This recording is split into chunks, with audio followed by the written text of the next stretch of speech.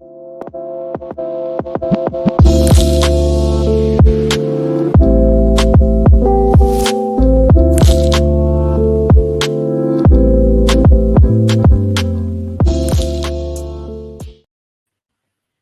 is going on, everybody? It's your boys at the Locker Room Rant. It's Tony. I'm here with John to my side. Nico down below. Say what's up, fellas. Welcome to the special Monday edition of the Locker Room Rant. Yeah, why'd we choose? Why'd we do it? I forget why we even did it today. Something going on tomorrow? Yeah, I got stuff going on tomorrow. Scheduling conflicts, just stuff going on, bro. Okay. Nick, what you got going on? You watching some Monday Night Football or something? Yeah.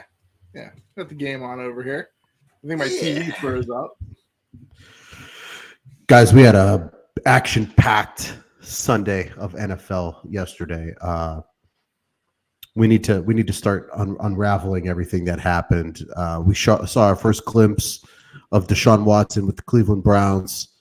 We saw detrimental injury once again to the San Francisco 49ers. So we got to start unraveling all this stuff. Let's go with Nick. You want to start with your Brownies first? Yeah. So the Deshaun Watson era started. He looked very rusty. Very, very, very rusty. Some throws, I just was like, holy crap, I could make better throws than that. But that being said, you did kind of see what could be. If he tightens up those throws, he has very good athleticism. He was a very good runner of the football. Our defense, fortunately, it was a good week to test because we played the Houston Texans, who are the worst team probably in a long time. You think the Georgia Bulldogs can beat the Houston Texans? No. The Georgia Bulldogs do not beat the Houston Texans. The best players on the Georgia Bulldogs are hoping to be drafted by the Texans. I get it, but they really stink. They really stink on offense.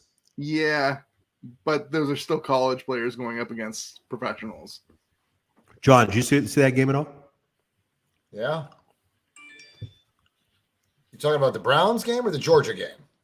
The Browns game. Oh, yeah, I watched it. All of it. Every bit of it.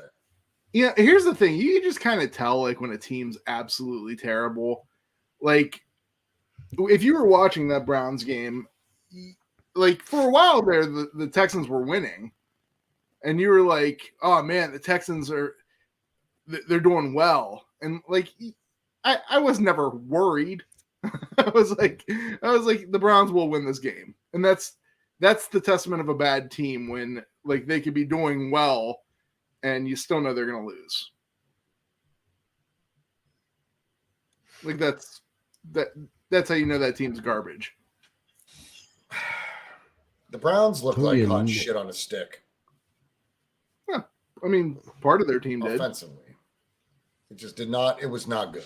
It was not a good, and everything that Deshaun was executing was pretty simple shit. Yeah.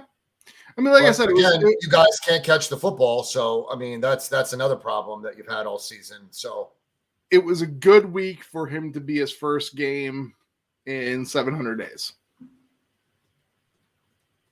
Now he better work on the shit quick. If somebody's paying you $230 million, like, you're not supposed to look like shit.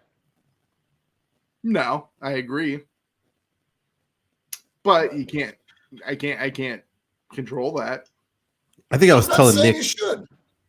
I think I was telling Nick that might have been the worst combined both team quarterback play I have ever seen in my life. Could have been. It was absolutely terrible. Deshaun was throwing the passes into the dirt. It didn't make any sense how bad. I mean, it wasn't even in the dirt. It was like it wasn't like at like the player's feet. It was like a couple yards before him. Yeah, like bouncing them. Dirt. It was almost like he was trying to bounce pass. Yeah, I can see if it was like a little low. I can see if the throw was a little low and it might have hit like at his feet, but like some of those passes were like, man, they were like 2 yards. It like bounced 2 yards before it even came to the player.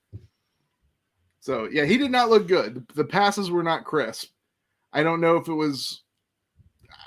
There was a lot. I was shaking my head on a couple of them. That being said, we still got the win. I'm cool with it. It needs to be fine-tuned. It needs to be better by next week because we're not playing the Texans. We're going to be playing the Bengals, who we normally do beat, but they're not the Texans. So we have to play much better against them. Let's take a second and say hello to everybody that jumped in. What's up, Corey? Izzy, good to see you, family. Denise, good to see you. Nick Ludlum, good to see you, bro. JT Campbell, I know we jacked up your week, bro. But good to have you, my man. Always appreciate the support from everyone. Mariah, who else? Brandon, what's up, fam? Good to see you. If there's anybody that I left out, Corey, good to see you, fam. If there's anyone I left out, I apologize, but thanks for rocking out on us. We bumped it up a day just for some scheduling conflicts, but glad to see everyone. And Vince, good to see you. Just appreciate you guys rocking out. All right. Good to see you all. Yeah, are we going to continue on Browns? What's going on here? Yeah, there's a little bit of this that I want to discuss. I think that the Browns need to really polish up on, some of their catching, like get on the jugs machine. Jesus Christ.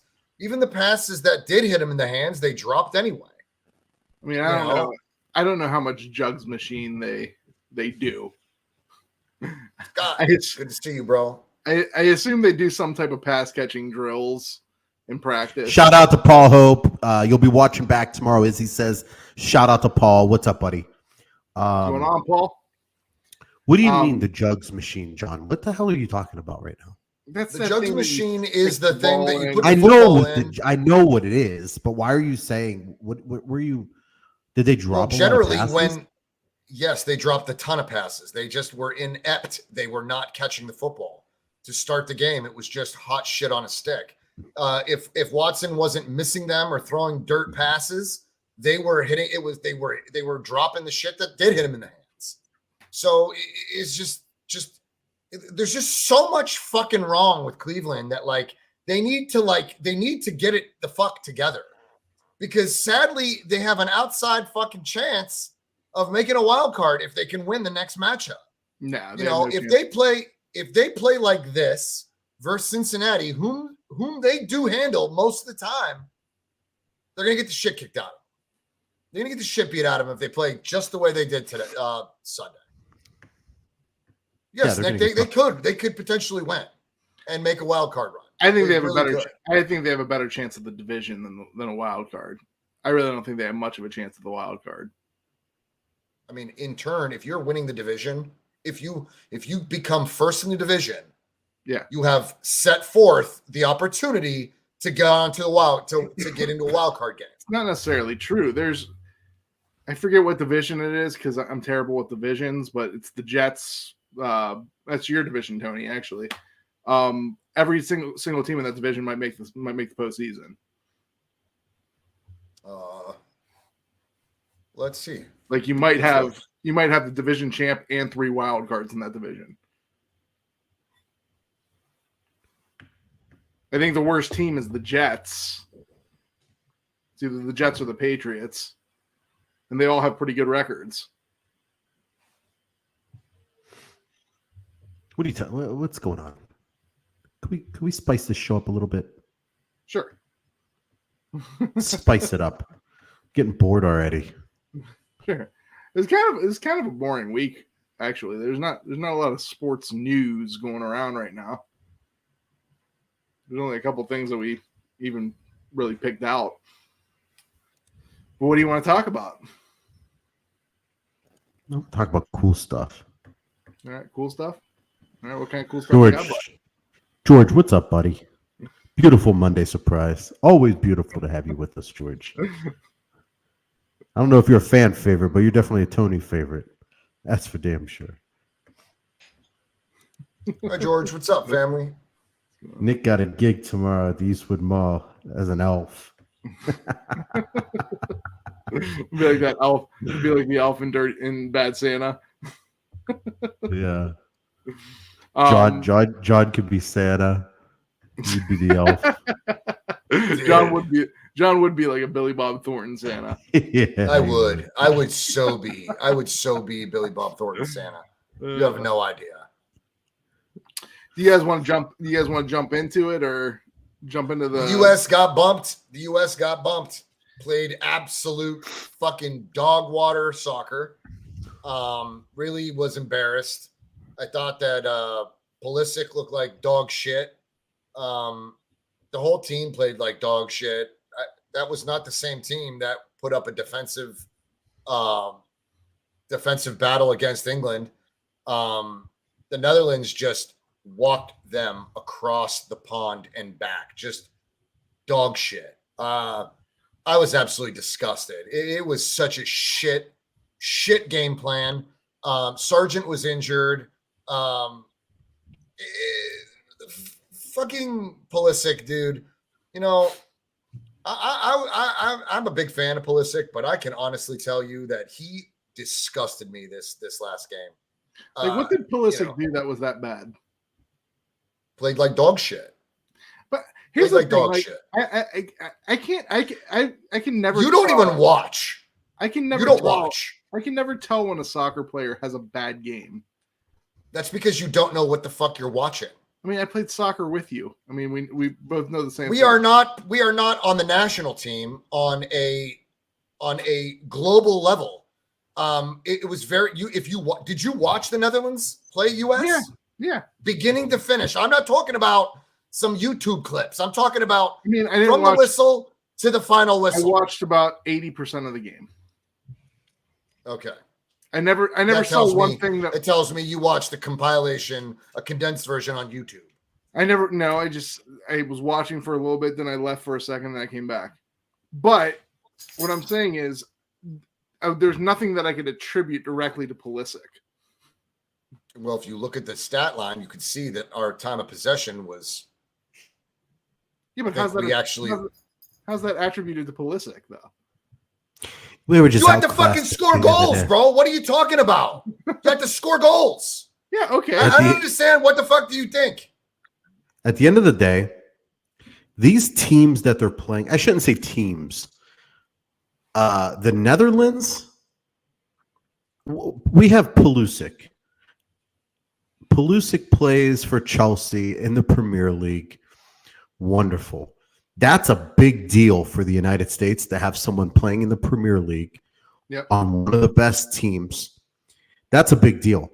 The Netherlands has like 7 Pulisics on their team. Like they have like 7 dudes that are a big deal out of the 11. Yep. They were outclassed. Bottom line. In England? I don't know why. I know almost everybody on England's team. You know how incredible that is that I know almost everybody on that team. I have heard of them. England, France, Brazil. Like those are all names that I know. And I barely know shit about soccer. And we competed phenomenally against England. Yeah, I told Tony this. We did not take that game plan. I don't even think we played the same formation. I don't even think we entered this matchup. I think the US is just a decade behind. Like in every aspect. Defensively, they were fucking poor. Just piss fucking poor. A step behind, just not playing, not tightening up not shutting down the passing lanes. They allowed cross after cross.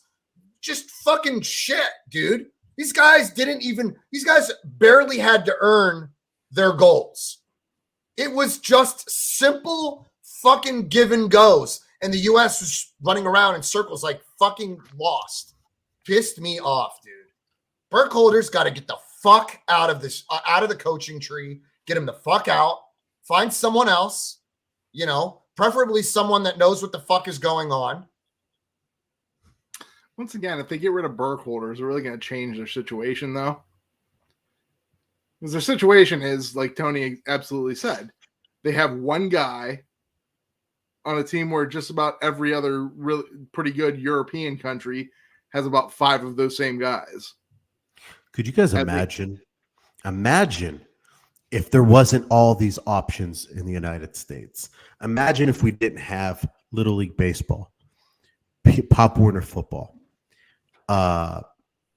basketball. If it was just soccer. If soccer was the only sport in our country and people had the passion they have in those other countries for soccer, do you know how unstoppable the United States would be with LeBron James? LeBron James in soccer. LeBron James, Tyreek Hill. I mean, we're just not going to, we just don't value the sport enough to invest into it. This country doesn't value the sport enough to even produce the talent. They're not going to. They're not going to pay. They're not going to generate enough revenue to pay $150 million contracts. They're just not going to do it. That's the problem. I mean, they're not going to. Shaq and goal. I mean, this country produces football players, basketball talent, and they're not even doing that much. They're going overseas and bringing talent over to play the game, to play basketball. So, you know, they're producing, and baseball is the same shit. You know what I mean? They're just bringing, you know, talent outside of the U.S. And this is American football, bro. This is just the NFL is their bread and butter. They're not going to invest. Joel Embiid played soccer before he started playing basketball. Can you imagine that guy out there on like a corner? There's probably a good reason why he's not playing soccer anymore. Imagine a corner kick and him like in front of the goal. Like you're not missing that header. Anyways, can we talk real quick, guys, about prime time to Colorado? Yeah. Deion Sanders leaving Jackson State, going over to Colorado. What do you guys think about this? He's taking his son with him. Do you guys think this is pretty cool? You gonna buy any Colorado gear? What's going through your mind on this? Because I'm pretty pumped about this, and I think he's gonna take Colorado, this little Colorado, not known for their football, not really known for their sports, period, and he's going to take them, I think, to the next level. What do you think, Nick? You'd be telling me, you would be fooling me if you told me that they're not, because they have like over $150 million invested into their facilities. Did you see the Colorado facilities? It's phenomenal. It's phenomenal. Who's the last really good player to come out of Colorado? Was that like Cordell Stewart? Did he go there? I was going to say Rashawn Salam. Did Rashawn Salam go there? I think so, yeah. Yeah, they might really be at the same time, I think. Really? They haven't really been good in a long, long time in any sport. I mean, well, pretty much the only sports we really care about in NCAA or basketball and football. We really haven't seen Colorado be any type of power in either of those. I actually think it's kind of a good move. He could have went a lot of places, but it's kind of a good move because he's in a win-win situation.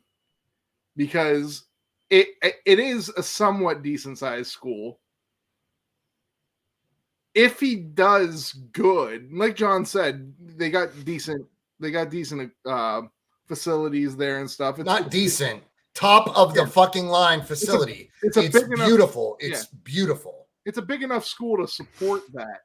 But if he wins, he gets the credit for building that program up. If he loses, no big deal. They've sucked for a long time anyways. So it'll be interesting to see what he does.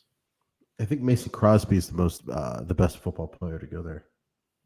Oh, really? I would like to know what they're paying him, because I know there's a lot of shit talking about him leaving Jackson State to, you know, further his coaching career. I don't know Which, build a program, and move along. You don't have to, you don't owe fucking nobody shit. You're not gonna be the only guy they ever employ. You got to keep moving and help build other programs. 29.5 million. That's how much they're paying per year. What is that? Is that $6 million a year for 5 years? Nick said per year. 6 times like, 4. holy shit. No, it's Izzy says 6 mil. So 6 mil for like 4 years with some incentives. I mean, that's a lot of money. I just said they just invested $150 million. Bro, you should see their classroom. It's fucking insane. A lecture hall. It looks like a fancy lecture hall for an NFL team. It's beautiful. I'm happy for them. Fuck it. Do whatever you got to do. Yeah. Build the program up. Make it competitive. You're going to help. You're going to get recruits. It's prime. I mean, you are fucking prime. You are prime time. He was getting top recruits. He was getting top recruits at Jackson State.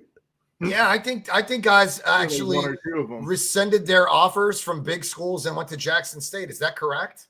I think a couple guys. That is awesome. So I think he'll be successful. He's fucking amazing.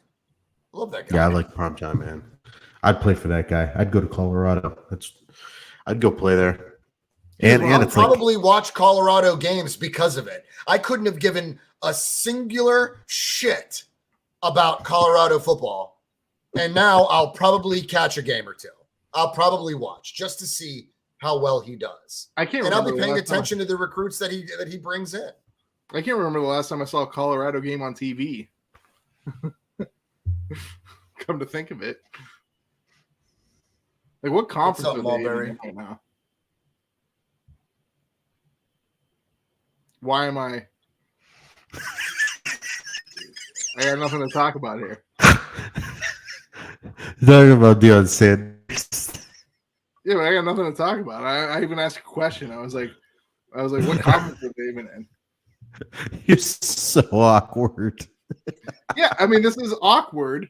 This is awkward because there's no reason I should be on here. Read Mulberry Group holds comments. Yeah, read that. I can't even. I like primetime. He is going to bring the recruits from HBCUs now that the talent that was HBCUs can get seen all over America. Okay. Good job, buddy. You got it. Yeah. I mean, that's right. He'll probably look to more of those HBCUs to get talent at Colorado, get some transfers. Can you do the gritty again? No. No reason. Why don't you? Can you sing us a song? No. You love this thing. Yeah, when the time's right. I want to put you on full screen. I don't like being put on the spot to do anything.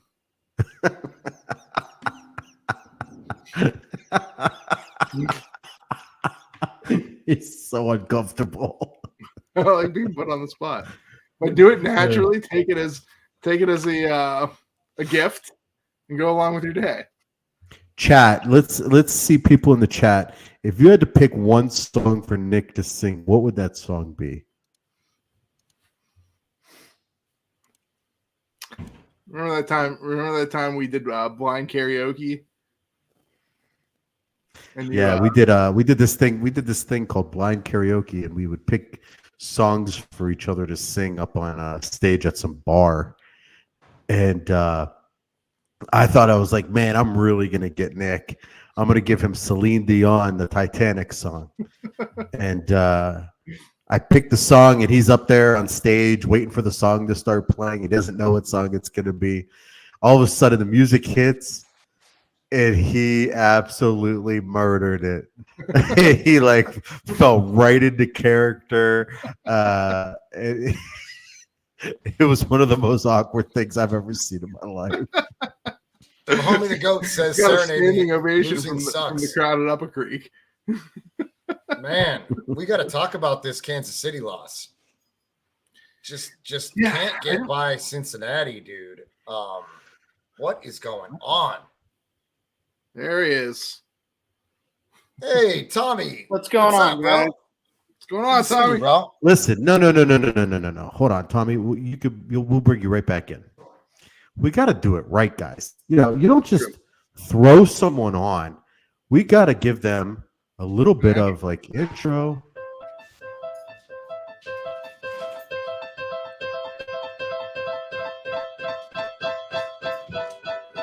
Guess who's back? Still doing that shit, Andre? There we go. Tommy, how you doing, buddy? Welcome to the Locker Room Rant. Your first time on? Yeah, this is my first time on. What's going on, man? Long time listener, first time on. And there it goes. Oh my God, Gemma strikes again. Gemma Oh my strikes God, again. she's going crazy. She chose violence. Tommy, you're a Browns fan, correct? I am a Browns fan, yeah.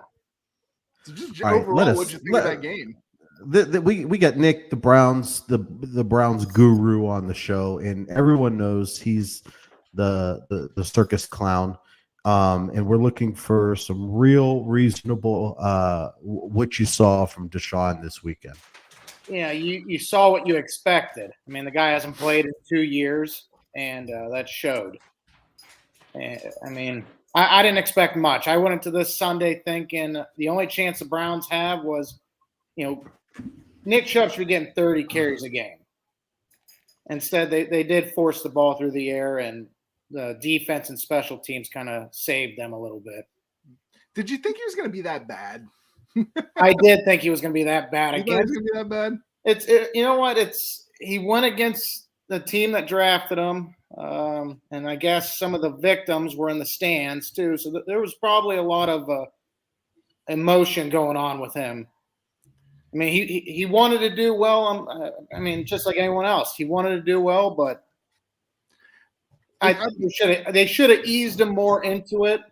Like I said, they should have established the run game a little bit more instead of trying to throw the ball. But Stefanski gets paid the big bucks, and that's why we don't. So there was one play in particular. Do you remember that play where they kind of ruled it a fumble recovery for a touchdown for Houston, Mm-hmm. and then they looked at the play again. It was Deshaun. He went to pass it. Like, it seemed like it almost like slipped out of his hand. That doesn't like happen to quarterbacks usually. No, Like it just felt like he was really off. It felt like some of those throws I could have made better. yeah, I agree. Like I said, they should have the game plan should have just run the ball, open up play action. That's what the game plan should have been. Now I do like his athleticism though, because there were a couple times where he did take off. Mm-hmm. It was better than Jacoby could have done. It was they put the read option in. That's what they did. So if Watson gets better, if Watson starts to sharpen up his passing, he doesn't have to be 100% Deshaun Watson. If he just sharpens up his passing, doesn't throw it 2 yards in front of a receiver on the ground, and he can use that athleticism that he does have, I feel pretty confident. All I know is it can get very interesting. You have the Bengals next week and then Baltimore the following Sunday. Mm-hmm. Man, it would have been really nice. It could have happened too. It was close to happening if the Chiefs beat the Bengals and the Broncos beat the Ravens. That would have been perfect scenario. Because then we might not even have to win out. We might be able to lose one game. Well, there should be no reason to lose to the Ravens in 2 weeks. Yep. But there should be no reason. With Lamar out for, I think they said 3 weeks, there should be no reason. Man, it's good. I think he looked like shit, and I'm actually wondering, like, if the season was completely over and they were mathematically out of it, throw him in there so you can knock the rust off. If you're still trying to actually make a run for the playoffs, do you think you're better off with Jacoby in there? I mean, he He really wasn't the reason they were losing games. No, I feel like Deshaun, what we saw last week, Deshaun could be a reason you would lose a game with how I saw him play. well, you're hoping he gets better.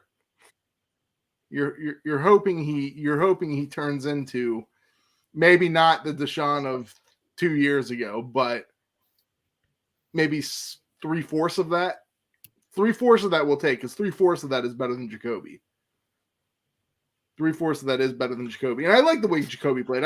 He played admirable and well. I think he played well. I think he played well enough to be a team that has more wins than losses. But listen, Deshaun Watson at even more than half capacity is still better than Brissett. We got Franzi What's up, Francie? Bombas asking random question: how do you Cleveland fans stay so optimistic?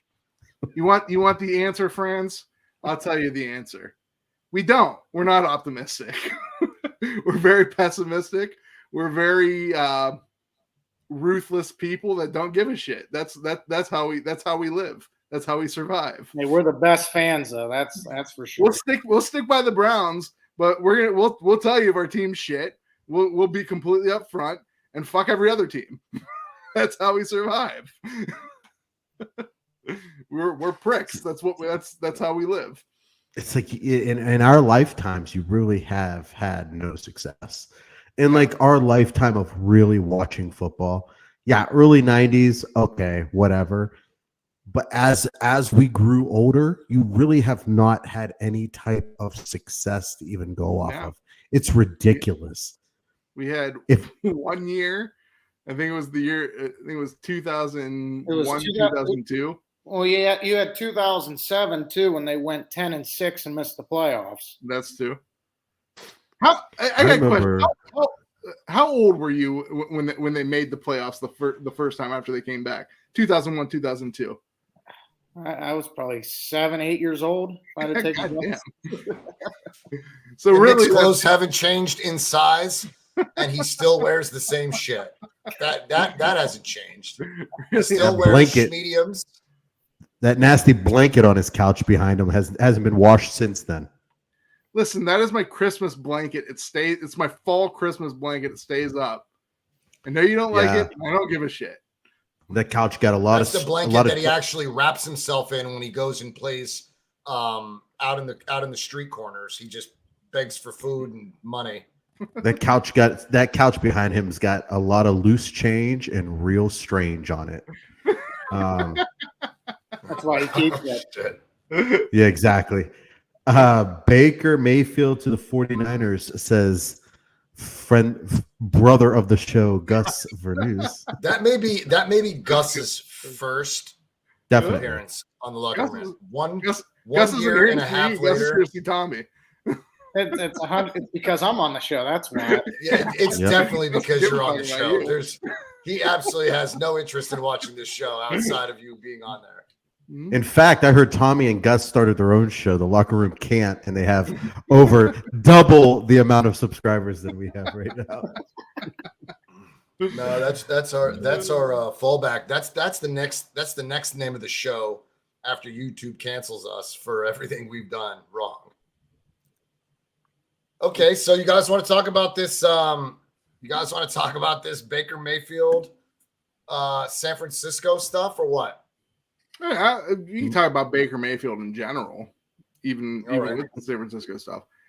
Baker Mayfield has been cut, although they said he asked for his release, which I'm sure he did, because Baker Mayfield's good for that. Like when teams are done with him, they're like, "I want you to release me."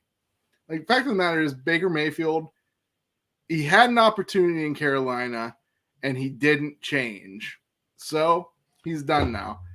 Now there have been reports. There have been actually not reports, rumor. We'll call them rumors. Nothing's been official or anything that the 49ers should go after him. Nick, it's called waivers, okay? Yeah. And San Francisco is near 24 or 25 on waivers. I believe the Texans are number 1, and I think the Rams are 4th. I don't know where Seattle stands, but these are two division opponents that would be happy to soil it for us and could just pay him the $1.3 million and just take them just to make sure that we don't. But I'll say this, right? Brock Purdy played for Iowa 4 years. Pretty good. Came in taking little to no reps with the ones all season. This guy's led practice squad, just been, outside of the game plan, right? So he's not getting reps with the ones. And now he's out there doing it. Like he played Jimmy might have thrown the ball 3-4 times before he was injured. So Brock Purdy got the entire game, played pretty damn good. Okay. Threw for a little over 200 yards, 2 touchdowns, a pick. Pretty much out of a third string quarterback, you're not looking, those are numbers that Jimmy would technically put up. I mean, those aren't your typical third stringer stats, but they're very similar and they're very on pace for Jimmy G. So I mention this because when you look at the passing chart from Jimmy G's last game and Brock Purdy's game versus Miami, I'll show you guys some pictures here. They look very similar. Okay. Purdy ran Jimmy G. Very similar offense. This is Jimmy G. Now the green dots are going to be kind of distorted by the green screen, but the green dots are obviously where Jimmy threw the football, right? That was New Orleans. This is Brock Purdy versus the Dolphins. Mm-hmm. Do you see everything's intermediate and underneath? Yeah. So this actually gets to the point that I've always thought. Like, No. This isn't. No, you don't think shit.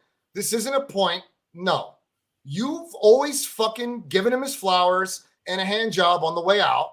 So no, thank you. What are you talking about? This is not. You've always credited Jimmy for being this spectacular quarterback. Meanwhile, I'm over here in the corner of the screen, constantly fucking telling you that it's the system. I mean, if I fucking said it anymore, yeah, no, I would do it across my face. That's the point I'm trying to get to. So during the whole Trey Lance Jimmy thing, you guys were always talking about, Kyle Shanahan has this playbook and Jimmy can't do a lot of it. It never occurred to you that this is Kyle's system? Short intermediate passes. That's I don't doubt it, but there are some big throws that need to be made. We drafted a burner for one purpose and one purpose only, to go over the top and to hit him deep. The burner never played. Use him. Yeah, but Jimmy can't throw the ball that far. Apparently Purdy can't either because he doesn't play. I don't think Danny Gray's not playing because of anything that has to do with quarterbacks. I think Danny Gray's not playing because he's not a good blocker yet. I don't think it's anything to do with. I don't think it's got anything to do with blocking. I think it does have everything to do with blocking. Who on Kyle Shanahan's team isn't a good blocker? That's a reason why you guys. I think if there's an argument to be made about Danny Gray, it's that he doesn't run the right routes. All Danny Gray running the routes. All Danny Gray needs to run is. No. Yeah. No, that's not true. That's all he needs to run. He's there specifically to take the top off the defense. That's the reason. I would expect that out of you. I really would, but that's not it. That's not all. Why would you draft Danny Gray if you're not going to do that? There's other receivers that run routes better. Danny Gray is super fast. We just needed to be able to take off the top. We could never do that. Well, never had a burner. Then all he needs to do is go. What good is that if there's no one that can fucking deliver you the ball? What I don't understand what you're saying. I think Jimmy can deliver the ball. I don't think that's why. You got all the sound effects, you got all the answers, but you have no solution. I don't think that's why Danny Gray's not playing. I think Danny Gray's not playing because he can't block well. No, Ayuk blocks well. Ayuk blocks well. Debo blocks well. Jawan Jennings blocks well. Kittle blocks well. All your pass catchers block well. We don't just draft somebody because they can run a straight streak. We're not asking you to do that. I'm not saying you have to be able to run routes. And I think that Danny Gray has also had beef with Jimmy G. And I don't give a fuck who you are. Don't come onto this squad. Don't pick beef. Don't start shit with veterans because that's just not how it goes. Especially with Jimmy wasn't a captain. Jimmy was not a captain. He was the captain. He's the captain of your fantasy. He's never the captain of the team, though. A man that handsome is not a captain. I know. If you would just take your face out of his lap for 10 minutes and suck some air for a change. Remember that Warriors valid point. Remember that Warriors game when all the girls came up to him? Tell me he wasn't the captain. You're fucking weird. Super fucking weird. Super fucking weird. But anyways, to get back to my original point, I feel like that's the system Shanahan runs. And Purdy did a pretty good job yesterday of doing it. I will give him all the credit in the world. Like Purdy looked very good. Now that being said, here's the thing. I'm gonna pour some cold water on your guys' thing. Pour some sugar on me, baby. Go ahead. Pour some sugar on you right now. When a backup quarterback comes in a game, it's usually the case that they either suck or they're really good that game. It's always the second game that's going to determine what's going to go on here. Because now you guys play Tampa, right? You guys play Tampa next, right? Yeah, that's a big difference between past defenses between Miami and Tampa. Miami. Todd Bowles. What I'm saying is that Tampa is going to be the coaches on Tampa. They're going to be game planning now. They're going to be looking at Brock Purdy and being like, "What does this guy do well, and what are his weaknesses? And we need to attack those weaknesses, and we need to limit what he does well." I don't think that Miami knew what the hell was going on. I think they had a game plan for Jimmy Garoppolo. They didn't have a game plan for Brock Purdy. So, and Purdy did a couple things. Purdy is much better than Jimmy at getting out of the pocket and doing a little bit of action out there. He's a little more mobile. So that's where he beat Miami a lot. Miami was punishing that offensive line with blitz after blitz after blitz. They were not trying to disrupt Purdy with any coverages. They weren't mixing some man zone. They were doing none of that. Todd Bowles will do that and more.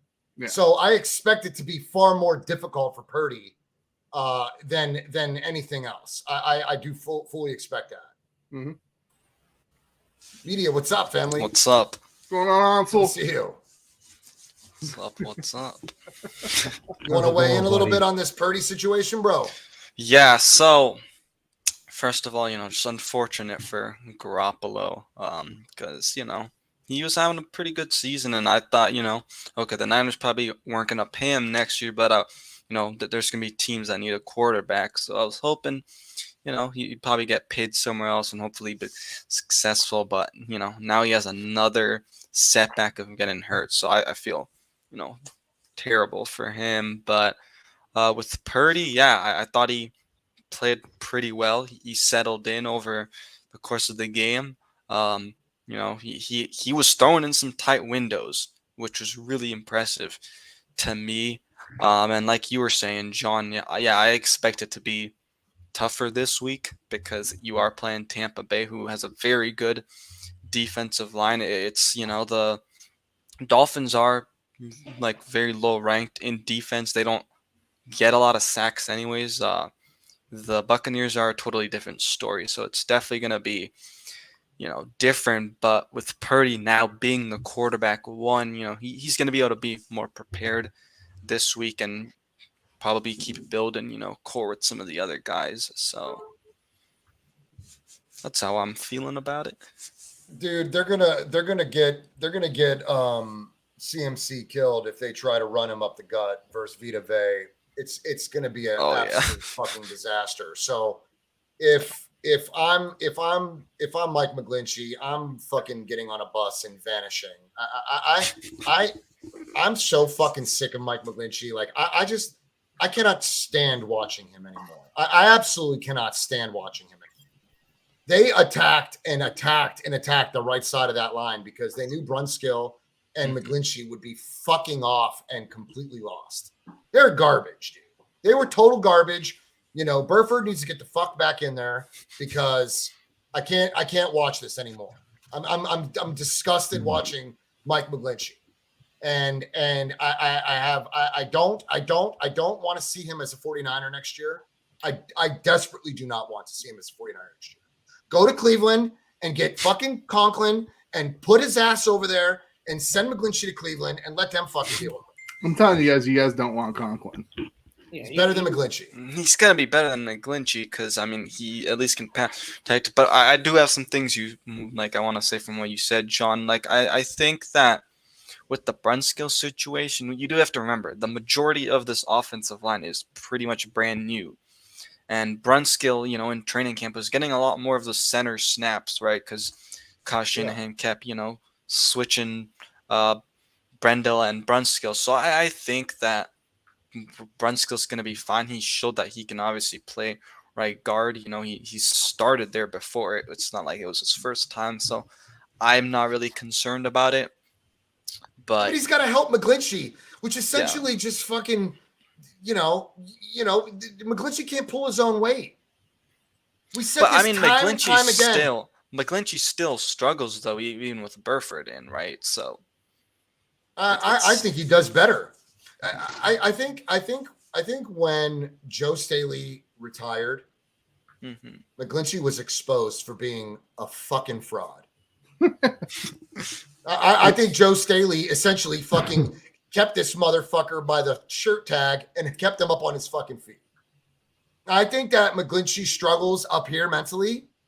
And I think Joe Staley was like that motivator, that veteran presence, just that commander of the line, right?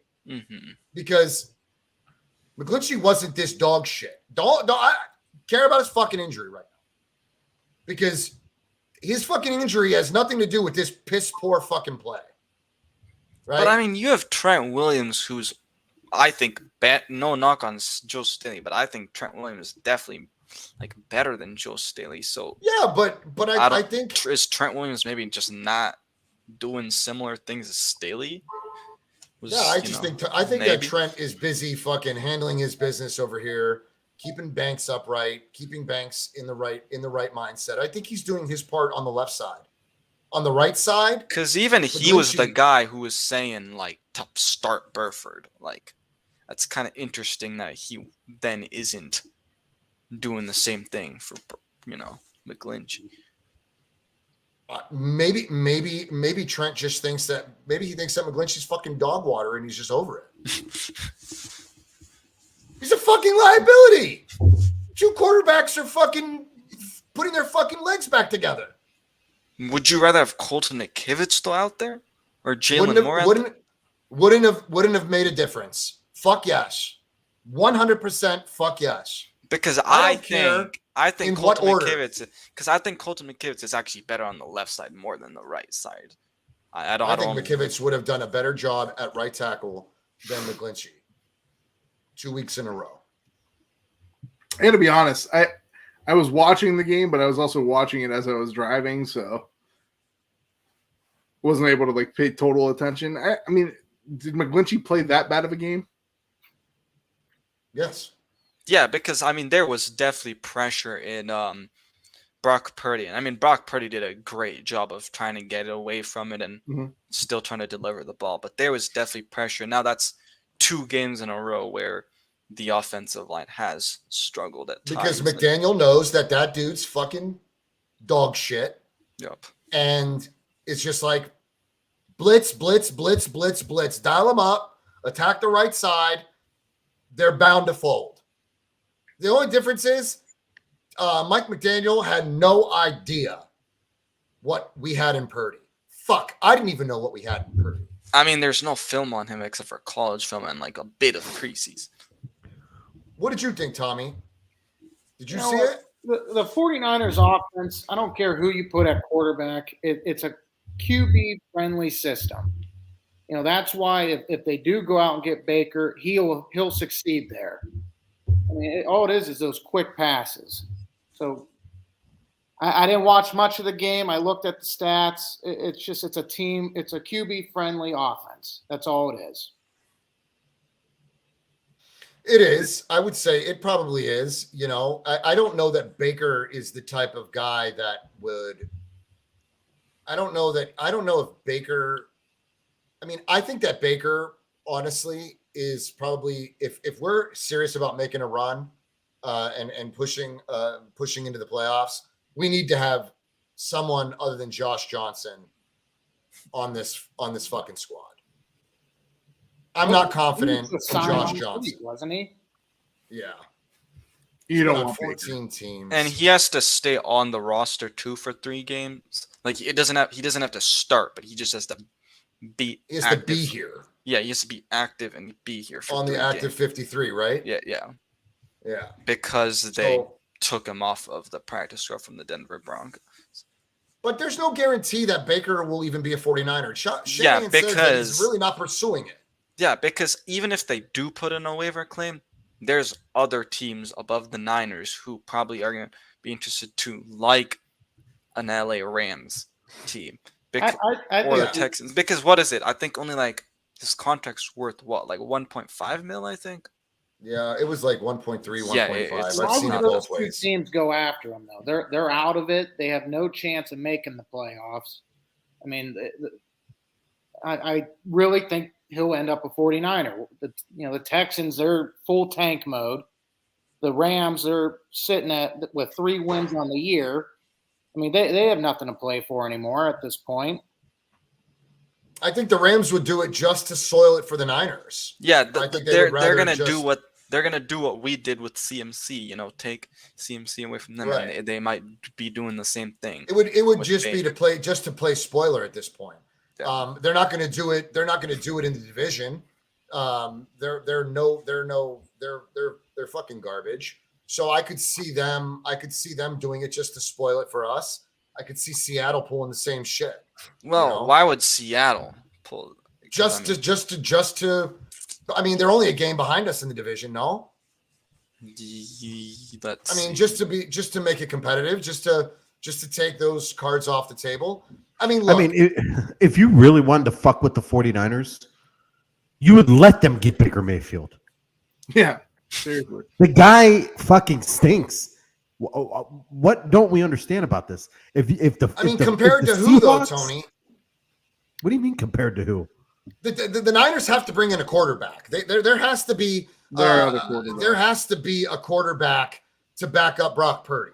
We obviously have a knack for getting fucking injured. So someone has to be here to back up Purdy. Because then our emergency quarterback's going to be Kyle Juszczyk otherwise. Yeah, and I'm not Johnson ain't active. Yeah. Josh Johnson is. Listen, you're not winning the Super Bowl with Brock Purdy. I got news for you. No matter how fucking good you may think he is, you're not winning the Super Bowl with that guy. You need to go out. You need to get a veteran presence. What are you asking him to do? What are you asking him to do that you didn't ask of Jimmy? I just showed you a passing chart that is essentially almost identical. John, so what does your passing chart matter in 1 week against the Dolphins, who have a terrible pass defense? It means nothing. I'm just saying to you. Well, what's the Buccaneers pass defense? Buccaneers pass defense is probably a top 10. Okay, I would say so, definitely. But I'm asking you. I'm saying to you. You're asking Jimmy to do X, Y, and Z, and you're asking Purdy to do the same thing. Yeah, you're essentially putting the ball in the same. Purdy had stats that are very similar to Garoppolo. I understand it's only 1 game. I understand it's the Dolphins, but the only thing is I'm not yet. I mean, like I said, he played well. He played very good, actually. I was very impressed by him, but I'm not ready to say that he is ready to take that mantle yet. Look, neither am I. But I say this, Jimmy, if you put Purdy was making the same throws that Jimmy does, and you know what he was doing? He was putting them right here in the numbers. He's throwing screens above the shoelaces, which is fucking remarkable. Okay. He was throwing the ball downfield, and they weren't hospital balls. Nobody was stopping to leap 12 feet into the air to pull the ball down. He was throwing very catchable, very nice throws as a third stringer. He just had some missed throws, but that's okay because he's gonna. I mean, he'll watch the film. He'll learn it. He's gonna learn from that interception that he threw. That okay, CMC was underneath, was wide open. Like he'll learn from that. Yeah. Now there was never a game plan tailored for Purdy. Now moving forward, every game plan will be tailored around his deficiencies, and his abilities. He did great for having to just come in, come in because Garoppolo got hurt. He did a great job for that. You guys think you can win a Super Bowl with this guy under center? You thought that we could win one with Jimmy. Absolutely. Both you and Nick. Mm-hmm. Both you and Nick said so. Yeah. Yes. All right. So now, did you think when Tom Brady came in the league that he was going to win the Patriots of the Super Bowl? No. I was like getting drunk and watching porn when that would happen. I don't know. Look. You guys, to say that Brock Purdy is going to win a Super Bowl, I didn't give a shit enough. It's completely unrealistic. It's unrealistic expectation to say that Brock Purdy is going to win the 49ers a Super Bowl. We saw him play in a big game. This was supposed to be our biggest matchup, probably the second best team, most definitely the second best team that we saw all season outside of Kansas City. Okay? Mm-hmm. So if Brock Purdy can execute a game plan that's specifically tailored to him versus the Buccaneers and that defense, if we can beat the Buccaneers, and not because of Purdy, but not because of the run game either, because I still don't think that we will be able to execute our run game without Elijah Mitchell versus the Buccaneers, because I think they may be a top 10 run defense as well. Yeah, they're top 10 overall defense. So I think it's fair to say that it's going to be a tough fucking game, very tough. And if we can come out winning it, and Brock Purdy makes fucking 18 throws, 18 of 25, and CMC and Jordan Mason combined run for 185 yards, I'd be thrilled. John, we ain't getting 185 yards though. Come on. Why couldn't Mason get 100 yards versus Miami? He had 8 carries for 51 yards. He was averaging 6.4 yards a carry. Shanahan puts the fucking ball in his hands 8 more times, he easily gets 100 yards rushing. But you just told me that the Buccaneers defensive line is better, so wouldn't you think Jordan Mason's probably not going to do as well, though? I think we should attack the outside. I think we should give the outside zone I think shot. CMC should be running out. I think that CMC should be listen, we can't execute a dozen screens and expect them to work. We're not going to run Debo up the middle. Yeah. So we really have to attack them underneath. We just have to. I don't know what the fuck they're going to do. Honestly, I really don't. I expect Shanahan to basically. I expect Shanahan to have already had a game plan for Tampa prior to Miami. Now he's just got to ask Purdy to execute it. I have a question for you, John, and this is from the last game, but why did Kyle Shanahan actually let Brock Purdy throw? And when Trey Lance was in there, he never let him throw. I don't know. I feel like he didn't. I feel like honest to God, I thought that, you know what? What better game? Jimmy's done. Listen, we knew Shanahan knew that Jimmy's foot was done before we did. Yeah, because he said in the second quarter he knew about it. So I think that Shanahan just figured, fuck it. I think you guys have like a lot of people on the 49ers side, especially the Trey Lance, the people that love Trey Lance. I don't think Kyle Shanahan is saying Trey don't throw and Brock Purdy throw. I think that Brock Purdy just has more experience than Trey does. I think he's a more experienced quarterback. Yes, he's a rookie, but he's played a hell of a lot more than Trey Lance has. And he knows how to do things a little better. But I think that's why you should let Trey Lance throw so that But I he don't can think make he's those not mistakes I don't and think like he's not letting Trey Lance let him throw. improve that. I don't think he's not letting Trey Lance throw. I think he's dialing up the same plays with the exception of a couple scripted runs for Trey Lance, but he's dialing up the same plays. It's just that Lance wasn't executing them. Brock Purdy was. How about really an think they're RIP? RPOs. RIP to Kirstie Alley. Huh? Yeah, I know. Izzy had breaking news. Izzy I broke didn't that even know she news. passed. Kirstie Alley Very- passed from very breast sad. cancer. Very sad. It's not good quality, but it still does the job. I don't know, Scott. I honestly, get away.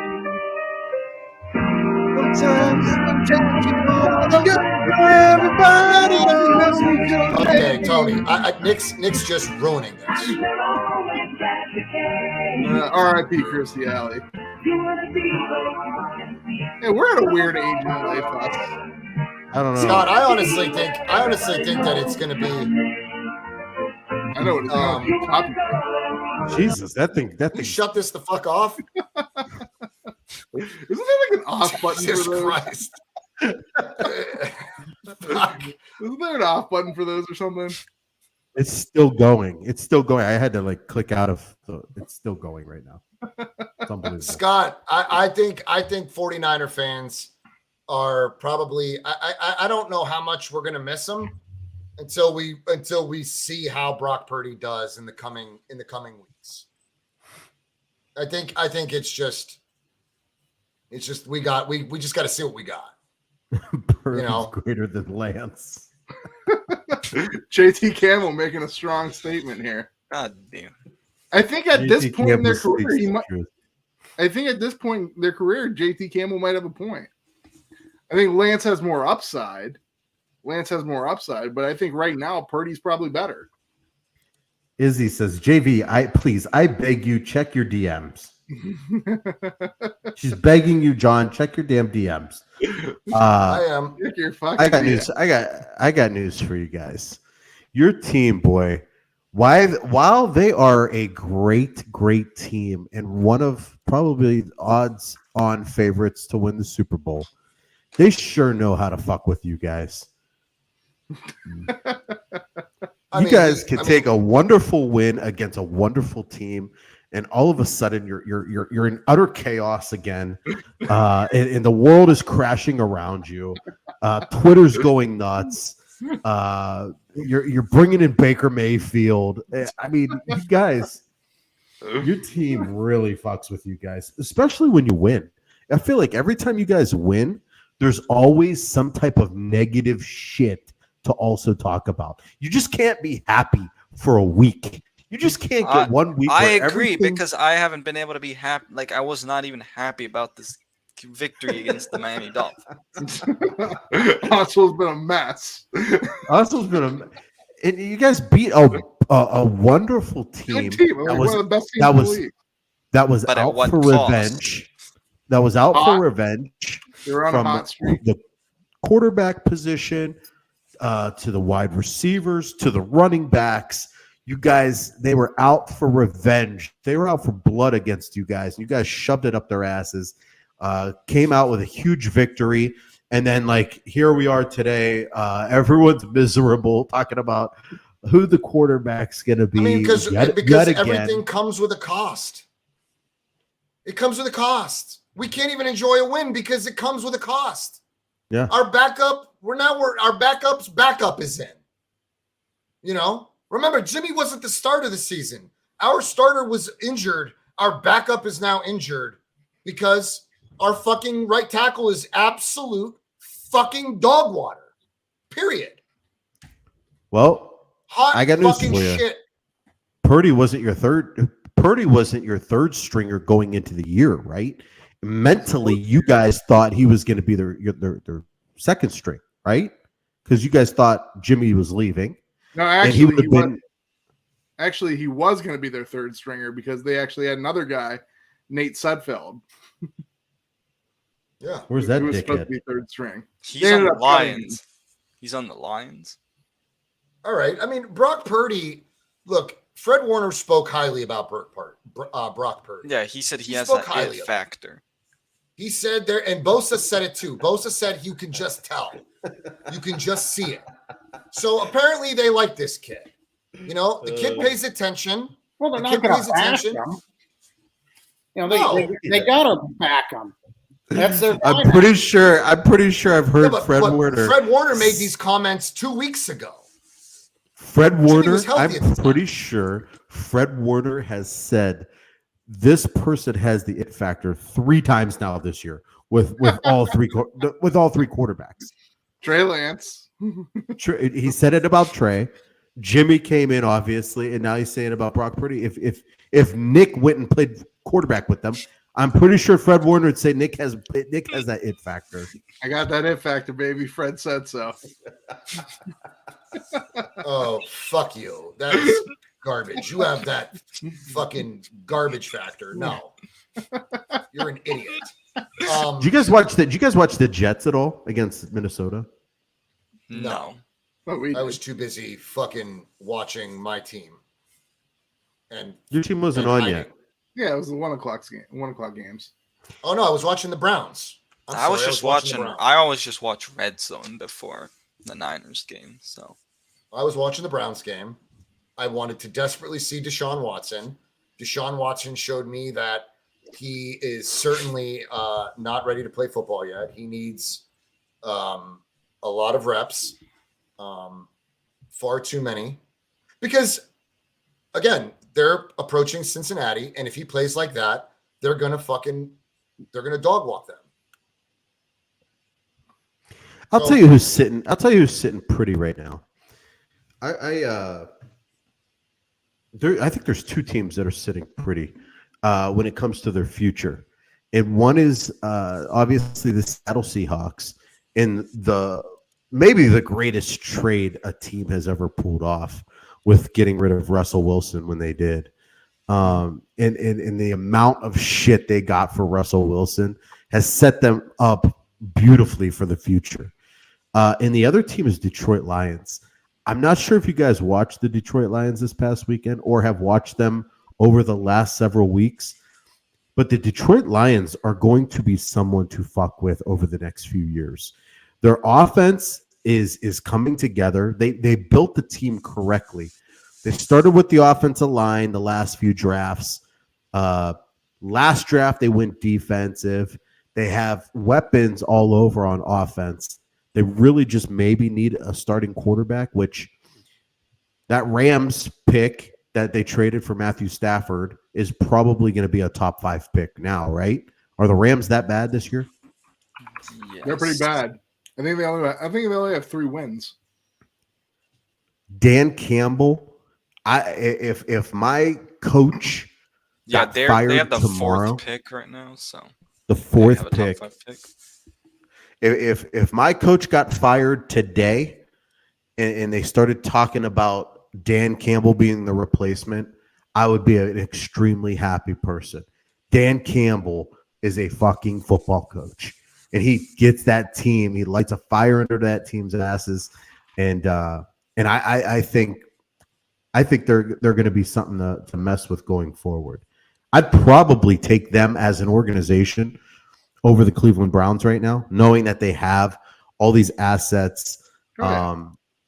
I would take what they have going on right now over Cleveland. Nick, you agree with that? Yeah, absolutely. Jeez, some fan. They need a draft. Yeah, I just think Detroit has done it right. The Browns did a lot of wrong. The Browns were just ambitious and went out and got some players, but they've also missed on a lot of their draft picks. You know, Detroit hasn't missed on too many draft picks. Go ahead, Tommy. Well, that's, Detroit, they can score, but they can also give up a lot of points. That's why they got all these picks, draft defense. Every pick, you got to, their cornerbacks are bad, their safeties are bad. They hit on Hutchinson, the defensive end from Michigan. Mm-hmm. They got to get better defensively because you can score 40 points, but they're so bad they can give up 45 points. But I think they're in a position to do exactly what you're telling them to do. Mm-hmm. They're in a position to go into next draft and be like, hey, we're going all defense because they have the picks to do it and they have the personnel on offense where, they don't necessarily need to go out and get an absolute stud on offense. They can use their later round picks on offense. And I don't necessarily think they need a quarterback. I don't Jared Goff played great this year. In my opinion, great. You got to gauge it. Goff is fine. Goff is fine. Goff has proven Goff can lead you to the Super Bowl. But you also got to realize Goff's not great. So if you feel like you can make the moves and surround Goff with the talent, then there's no problem in doing that. If you feel like you need to move off Goff, if there's somebody that you feel really strongly about, then they can do that. But yeah, if they want to stick with Goff, I have no problem with that. I just don't think any of the quarterbacks in the draft coming up are worth taking in the top 5. Yeah, I'm not super impressed with any of them. I'm not either. I'll tell you what, Fish Whisper. Who's that, Scott John? Yes. That might be the comment of the year on this show. I mean, what's the alternative? Of course we're going to support the next guy. I mean, what are we going to do? We're just going to cash in our chips? I mean, the whole point is to rally behind the guy that leads your football team. And in this case, this kid led the football team to a victory. So I think he surprised us all. Izzy said it best. You guys cannot get over that Super Bowl loss. You cannot. Jimmy will never. He will never get over that in your guys' eyes. You can't. He cannot get over the fact that he lost that game. You guys cannot get over the fact that he lost you that Super Bowl when you had that lead. Little do you know, they were playing a stacked Kansas City Chiefs team that came back in every single fucking game in the playoffs that year. Yeah. And you guys put it all on Jimmy Garoppolo because of really one throw, right? Yeah. And it wasn't even the worst throw in the world. It was essentially, no, it's not just one throw. He threw a pick, he closed his eyes and threw a few passes. I mean, there's a lot of reasons why we lost the Super Bowl. It wasn't just one throw. But at the end of the day, listen, your fucking job is to lead us to a victory. Playing the quarterback position comes with a great deal of responsibility. And unfortunately, when you fucking lose, it's on you. It's on you.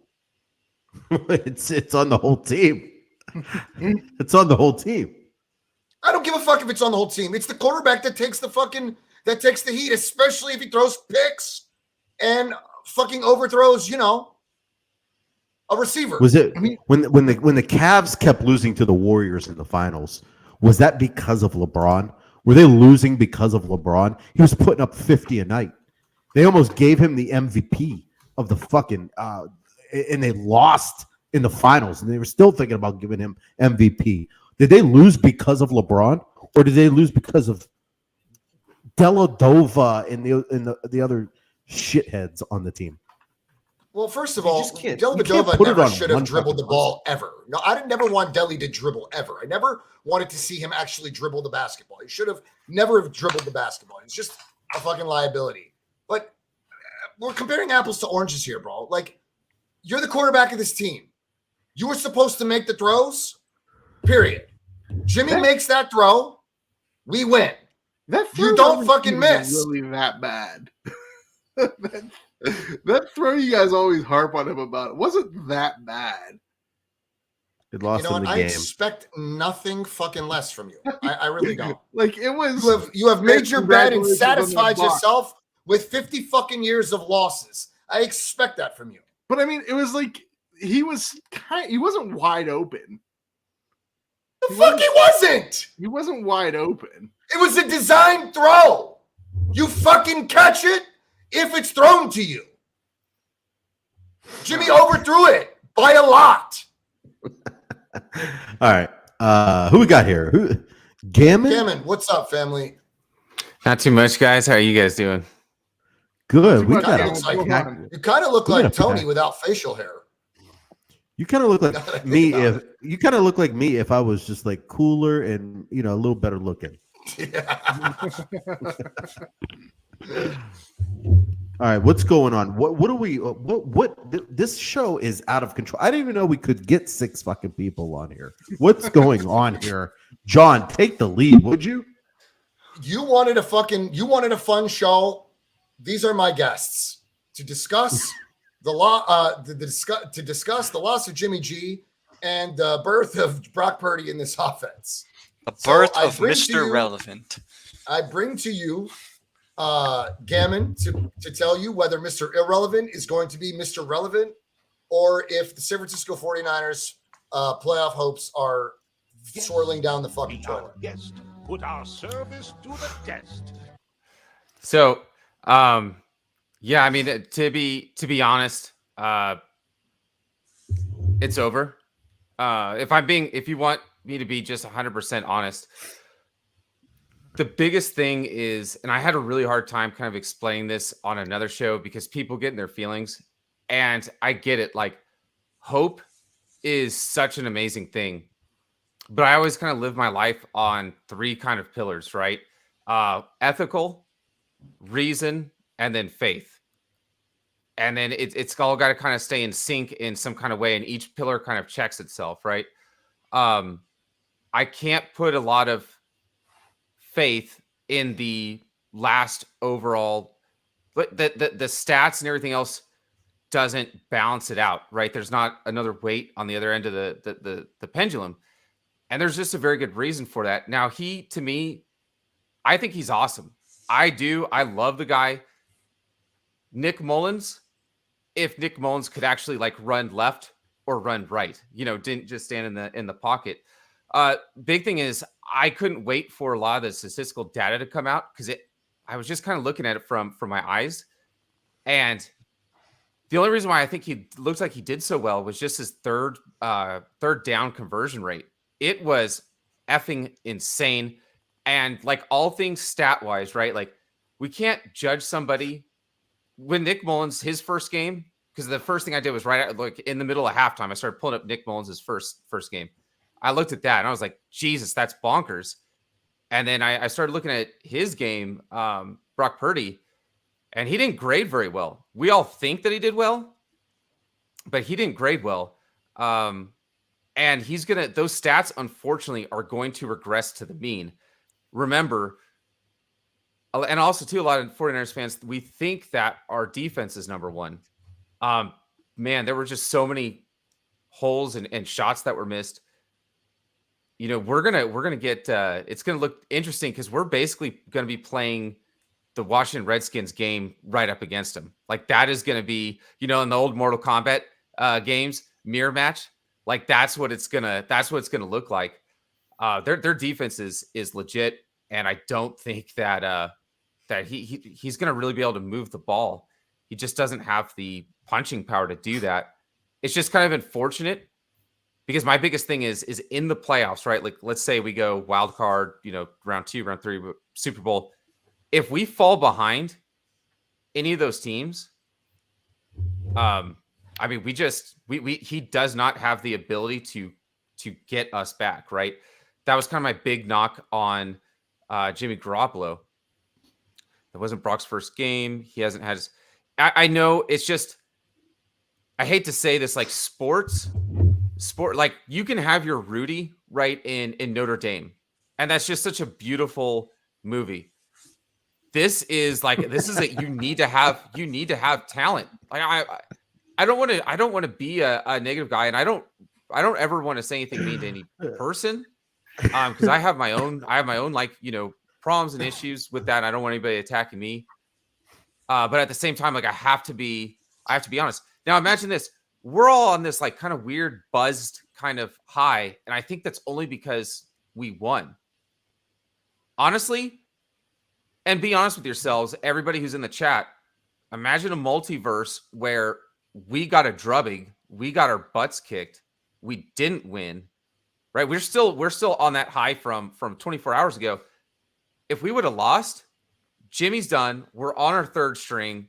Get somebody's ass in here immediately. Can't do it. It's going to show itself. It's not what I'm looking forward to. But again, he was Mr. Irrelevant for a reason. I had some people going like, well, what about Trent Dilfer and everything like that? Trent Dilfer was drafted in the first round. He may not be performing very well, but he's got physical qualities that give him that. Another thing too, someone said maybe these short throws, right, are more of the offense, the scheme that Kyle Shanahan it wants to run. And you know what? You're right. You're absolutely right. Yeah. So you're right. What I ended up doing was I go on these like crazy research bins, and I just start pulling up data, just calling it from years ago. I was looking at stuff from when he was in the Falcons, when he was with the Browns, and then I started looking at some podcasters and stuff like that when we were first kind of bringing him on, like after we were like 2 or 3 seasons in, and they were talking to this guy from PFF. And they were just talking about like, so crazy what he does, because statistically speaking, he's not. Yeah, it's going to be I think it's going to happen just this week. I mean, you just saw a real lack of.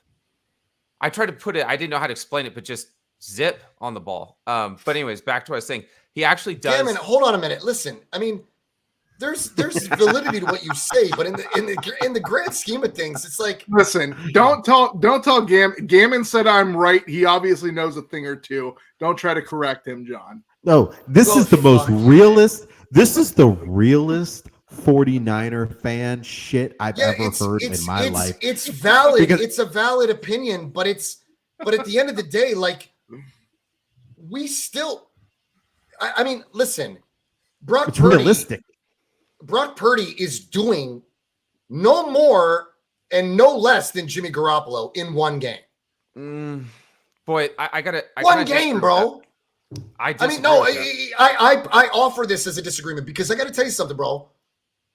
I'm not gonna rule out Purdy just because data says this kid was never part of the game plan. He's never had any reps with the ones. He has literally never had a game plan tailored to his skill set. And not for nothing, but he shows me more mobility than Jimmy ever did. You're talking to a guy that was never high on Jimmy to begin with. Okay, so I wasn't either. I just believe that, again, what you ask of Brock Purdy is to do just as much as Jimmy did. And up until that foot broke, the fucking media and everybody else had this team going to the Super Bowl. Now, I still feel like it's unreasonable expectation because I still know that Jimmy fucking lacks what it takes to win playoff football. Yeah, absolutely. So the last NFC Championship game, Jimmy didn't throw the fucking ball.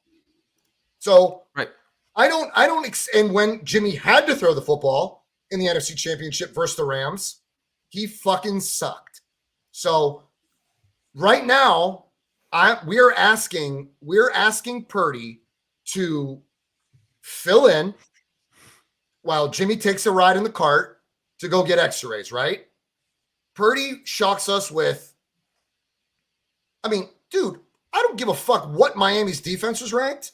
This is an NFL defense blitzing you over and over and over again. And the kid reacted. He So I had reacted to- better than any third string on any other team, and I'm willing to double down on that. Yeah, he did what he did. So I don't want to take away from it. Again, I trying to bring it down, try not to talk with rose-colored glasses. This is the And- locker and room what- rant. You fucking tell Yeah. me to my face, John, you're fucking bananas. You don't know what the fuck you're You're- talking about. Yeah. That's what you are free to go ham on this fucking channel. All right, so I'm gonna say a couple things. So number one, the data just basically kind of panned out, kind of what I saw from the eye test.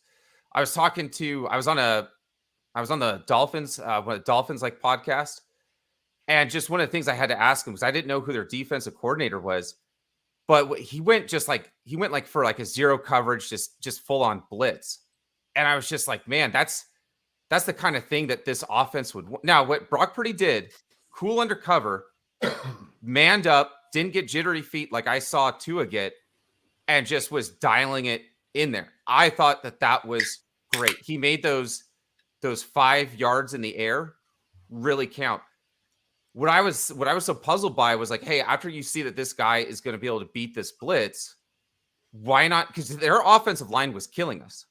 You guys were kind of already expressively talking about that.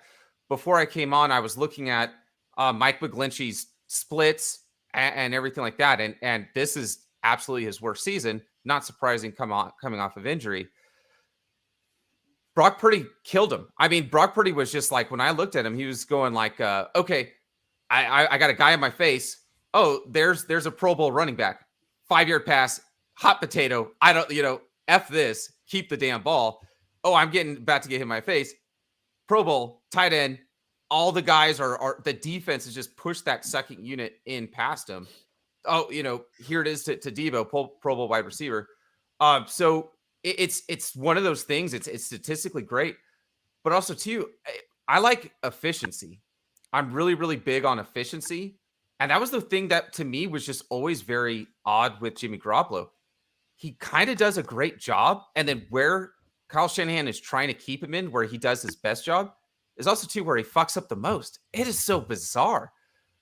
The thing with him is if they only would have rushed 4 and kept their guys out there 8 in the back, they would have ate his ass alive. The other thing is a lot of people are wanting, it's just one of those things. It's going to show itself. You said, we just haven't built around his talent. I'm like, but that's what I mean, man. Like there's no talent to build around, he's gonna, I thought Jimmy Garoppolo's throws and average air yards were at all-time low, even though that's what this offense asked for. When you look at McVay and you look at McDaniels, who have come from the same coaching tree, they're actually going statistically for the sweeter portion part of the field, which is where you should go. What PFF marvels about Kyle Shanahan, why they say he's such a good artist or coach as far as offensive ability, offensive coaching, is that he's taking like what shouldn't be good and he's making it somehow work, and it's fucking up their numbers because they don't understand how it's working. But this right here is absolutely not going to work with Purdy. But the thing is, if Purdy, let's say Trey Lance were to come back, and then because other 49ers are saying this, fans too are saying like we should put Lance back in at week 1 of the playoffs. John, to your point, right? There's the eye test, and then what you see in data, right? And if they kind of measure up, you're like shit. But the thing is like eye test and data tells me that right now Brock Purdy, he can run a 2-minute drill. Trey Lance right now he can't. He really needs like that whole year, and he's a smart kid. He can get it, but that shit's not going to happen. And again, sometimes there's a lot of players who are drafted in the first round because they're physical specimens, but they don't equate to shit because they don't have it above in between the ears. I think Trey Lance has it. He just needs experience. He's not the guy for this team. I think Brock Purdy right now is he's the guy, but we can't get behind. Efficiency. Exact same reason why I don't like Baker Mayfield. But once they start, once defenses start really loading up the box, because that was the big thing, John. If you remember, Nick Mullins was actually doing well for about a good, like there was a time where he had like a 5 to 7 game stretch. But you notice that, and I think it was like during a Cowboys game, I want to say like 3 years ago or whatever, the safeties just were like, you know, we don't have to honor these passes. Sure, he can throw it 50 yards. But holy shit, that thing is hanging in the air for so long. They started just but they do the same with Jimmy. No team, They do. no team is afraid of James Richard Garoppolo. I mean, not one secondary fears this man. As a matter of fact, they welcome to just 8 in the box, force this guy to throw on us, and if he hits one of his weapons, he does. If he doesn't, he'll most likely throw a pick. It's just like Gammon. I think that the data says a lot of things. Hell, data says that Florida won't be here. You know what I'm saying? Like, but that's not stopping people from moving there. My point is, like, Brock Purdy is all we got. Look at it this way. Essentially, from what you're telling me, if you've got access to this data and you see all this, then you're telling me that Kyle knows already that the season's down the toilet. Right? I think he should have known that once we had to put in Jimmy Garoppolo. I knew that when Jimmy G took over for Trey Lance, but I still hoped for the best. And it's exactly what I'm hoping for with Brock Purdy. I know Jimmy's success is based off of the scheme, period. That's what I believe. Yeah, but the and I've been so curious Jimmy elsewhere. I think Jimmy Garoppolo would actually be better in other schemes. So again, I don't just go off of what the data says, but I also go off of the eye test. I don't think that Brock Purdy is going to last too many games behind this offensive line. There's no anger or malice in my voice. It was just more of I waited to see how everything kind of just bared out, and I was like, this is where it's at. But don't get me wrong. I'm going to be out there. I'm down for giant slaying, right? Like you know what my dream is? Successful season right here. Hand to the Lord, successful season. I'm hoping to God that we run into the Dallas Cowboys in the very first round and we send their asses packing with Brock Purdy. At that point, it would be one of the greatest stories. If we go on to lose the next game, the fact that Mr. Irrelevant beats the Dallas Cowboys is enough for me. I don't understand why that's such a big. I don't understand why that's. You don't know why San Francisco and Dallas have history? You have no idea what that is? What? Enlighten me. Is it something that happened 30 years ago? I mean, I would enlighten you, but I don't want to waste the time. Dallas and San Francisco have a rivalry that goes back to the 90s. Okay, 30 years ago. Okay, what the fuck's changed for you in 30 years? Explain to me, Nick. What the fuck has Cleveland done in 30 years? No. I mean, what are you throwing in 30 years? 30 years is 30 years. Cleveland has 2 rivals, Pittsburgh, Baltimore. In the same division, they play each other twice a year. Those are their rivals. And never once has any of those matchups never made me happy to watch football. They're always a fucking doozy. But if you watch San Francisco knock out Dallas last year in the playoffs, it was great football. If I'm listening to you, it's the 49ers and the 49ers and the Cowboys. It's the 49ers and the Rams. It's the 49ers and the Seahawks. It's the 49ers and the Chiefs. How many rivals you got? Gammon, what do you do for, like, do you do this for a living? What do you do? No, so I'm actually I'm in the Army. But what I'm planning on doing, because I should set to retire in 5 years. But what I'm planning on doing is I'm gonna start really just. I don't really like being in front of the camera. You guys can kind of hear me stuttering. I'm kind of weak with eye contact. I'm doing it again. But as far as like, I'm really good with numbers, crunching it, and then kind of having it relate, and then putting it in kind of just, kind of a graphic image kind of form. What I want to do is get to a point to where I'm basically, like the Pat McAfee show, those guys who kind of sit in the back room, Yeah. and everything like that. I want to be like one of those guys. I want to be like an amazing sidekick. I want to be a Robin. Not everybody wants to be a Batman, right? Not everybody wants to be a Michael Jordan, but if I could be an amazing Batman, I would love to do that. I'm looking at a lot of the streamers and a lot of the top content 49ers guys, and I already right now, I already think that I could build a product for them that would actually just improve what they're kind of doing. It was just very, very simple. But that's kind of my plan, is to eventually this next off season kind of hit it hard with my ability to kind of develop products. And then hopefully in like 3 years time, I'm hoping that people eventually go like, hey, Gavin, like I want you on my team. You know what I mean? Like, let's fucking do this. And that's at the end of the day, for me, that's all I really want. Is I just, everybody just wants to be wanted. And just, if I can give somebody those tools, me talking and having data, I can't do that, but a very charismatic speaker can talk their way through the data and know what's pertinent, and they can use that to kind of self-assess or You assert want to scare themselves. the shit out of me is what you want to do. Because all the data talk scares me to death, Gammon. But you're fucking the best at it that I know. I've always respected you, brother. Don't take any of this to heart.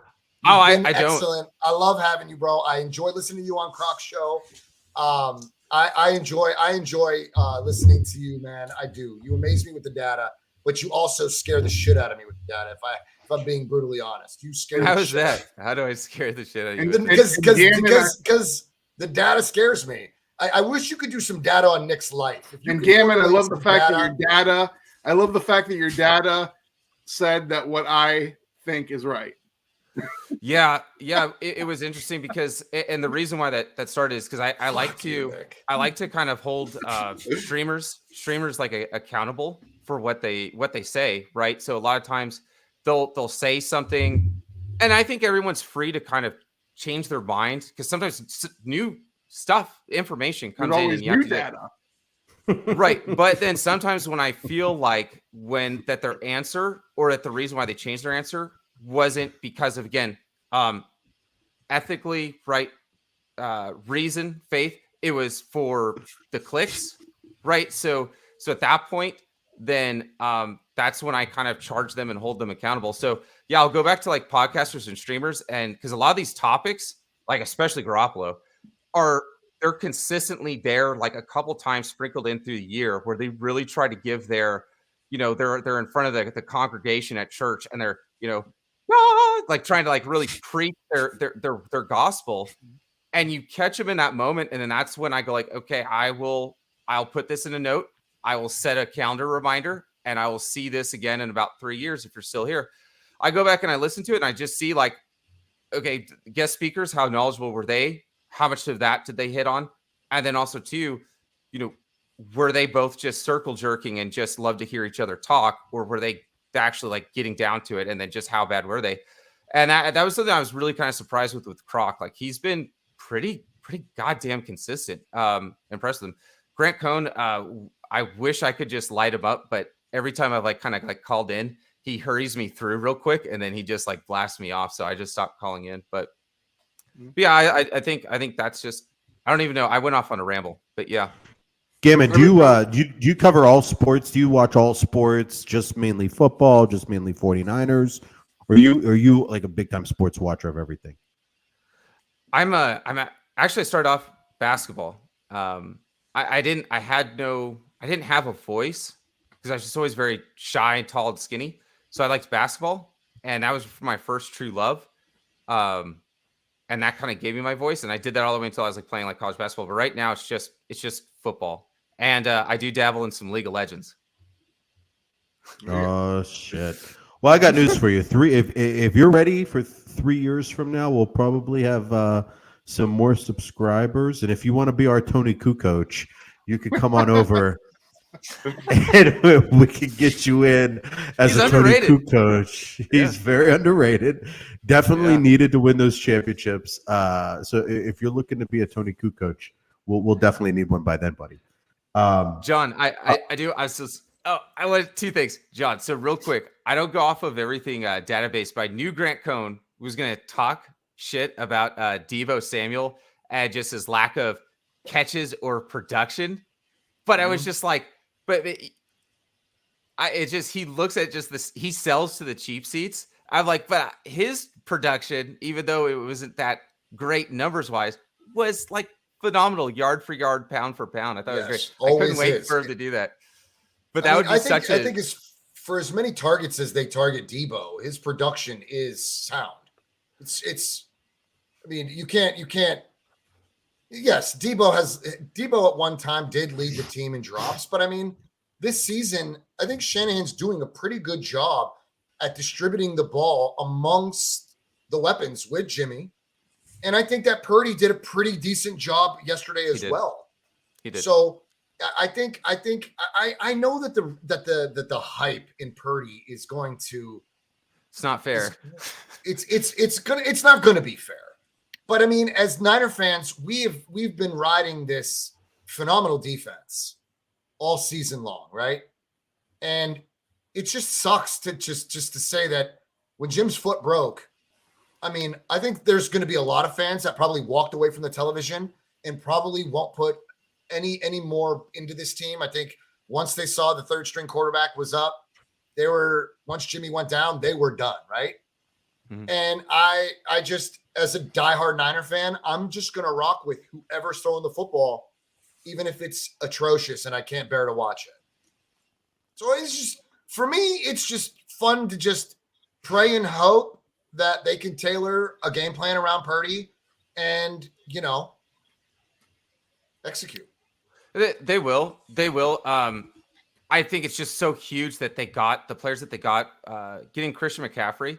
Now, overall, I think it was a huge, colossal mistake, but that's just going off of numbers. But just me being a fan and just going off of my heart. Yeah, I mean, Kyle Shanahan is he's like a drunk bastard with a grocery cart going through the Taco Bell line at like 1 o'clock in the morning, just getting unnecessary shit that he's gonna regret in the next day. When it comes down to when he finally gets when it comes down to like every time I'm arguing with John, I'm gonna be like, Gammon said. But let's get Gammon back on. But John will be like, no, I'm gonna be like, Gammon said. He's got data. What's up, Memphis? Good to see you, family. Yeah, the data's not good on it, and we're just talking about historically, but also too, the data's not good just for his own timeline. I mean, what he gave up for and paid for Jerick McKinnon. Oh my God, and what you kind of got out of that, right? And gosh, even just the last running back, he was here for not even that long, and I'm already starting to forget his name. No. It was like a third round pick, and then the other third round pick. Trey Sermon. Yeah, Trey Sermon, and then Ty Davis Price is even coming through. Joe Williams was another one that he traded up for, right? So again, I just think of this, drunk guy with a shopping cart just buying unnecessarily, shopping at something where he doesn't need to shop. But that's more of kind of like long-term what they're kind of doing. They're poisoning themselves asset-wise at that one spot. But I think that's just not good. If they just clean up that one thing, it wouldn't be that bad. But I do like the McCaffrey signing because in the military, we have this saying, 2 is 1, 1 is none. I really like the fact that they got a guy like McCaffrey because he's a guy who gets touches, not just receptions, right? Not just carries, but he gets touches. And I think one of the big things was we needed to worry about how are we going to lower or downshift the touches for Debo, right? Just give him enough to where he can still get his touches because we're going to need him in the playoffs. And the Panthers, when I was talking to their fan base, they were saying that they're wondering to see if we have the special sauce to lower McCaffrey's touches. And I was like, you know what? Interestingly enough, yeah, I mean these two guys intermittently can kind of do that for each other. And the thing is, like you saw that teams have to completely sell out to stop Deebo Samuel or Christian McCaffrey. It's really hard to do both. And I think what's going to happen is teams are still going to go with that, and they're going to try and shut down Chris McCaffrey, Deebo Samuel. But you know what a great wet blanket is, or I'm sorry, not a wet blanket, but a safety blanket for a noodled-armed young rookie quarterback. It's going to be your running backs and your tight end. And I really do think George Kittle is going to see a massive uptick in production. It's going to be huge. But for this season, if it does work out for the 49ers, it's just going to be because they're going absolutely ham. But this offensive line is going to have to really, really, really step up its production as far as run blocking. They're not doing very good. I didn't bring it up today, but gosh dang it, his name. Give me 1 second. Run skill? No. Banks. Holy cow! Like the last couple of games has not been good. If we're kind of being honest here, Banks is like, I think, kind of grading out a little bit worse or a little bit lower than Mike McGlinchey. Let's see here. So then McKivitz should fill in there, and we'll see if we get a different. If McKivitz plays better on the left anyway. Yeah, I mean, I think the offensive line's young and all, and like there's so many new pieces, so I feel like they're gonna have some down games anyways. And that's to be expected, right? So against the mean, that's to be expected. They're young, they're new. They're trying to. And when they do have some good games, they put together some good plays. Not saying that next year that these guys can't really just kind of just ride it forward. And I've actually seen a lot of great encouragement and growth from those guys. But again, we have to look at a unit, right? So just like when you put together the Power Rangers, they've got to be. You're only as good as your weakest link. And when I'm looking at that offensive line, Brendel sometimes gets his ass smoked, like just slapped and slammed right into like the right guard. Just absolutely, he gets lifted, shifted, and just pushed around. And you have to start remembering, right? You have to look at things as kind of like an ecosystem kind of thing, or how things are all kind of blending together. We have a journeyman at center, right? He was a guy that nobody really wanted, but you can make it work with enough people around him, right? That the talent, he can just focus on what he's really good at. Now you have a 7th round Mr. Irrelevant snapping the damn football.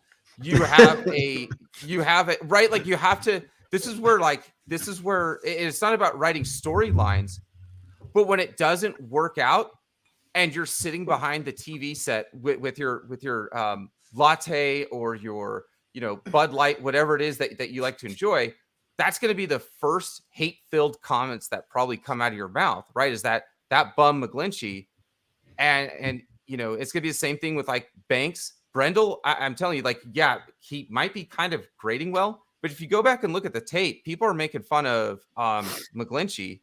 But even though every team puts their best pass rusher over the top of him because they won't try it on Trent, Brendel's getting kind of smoked.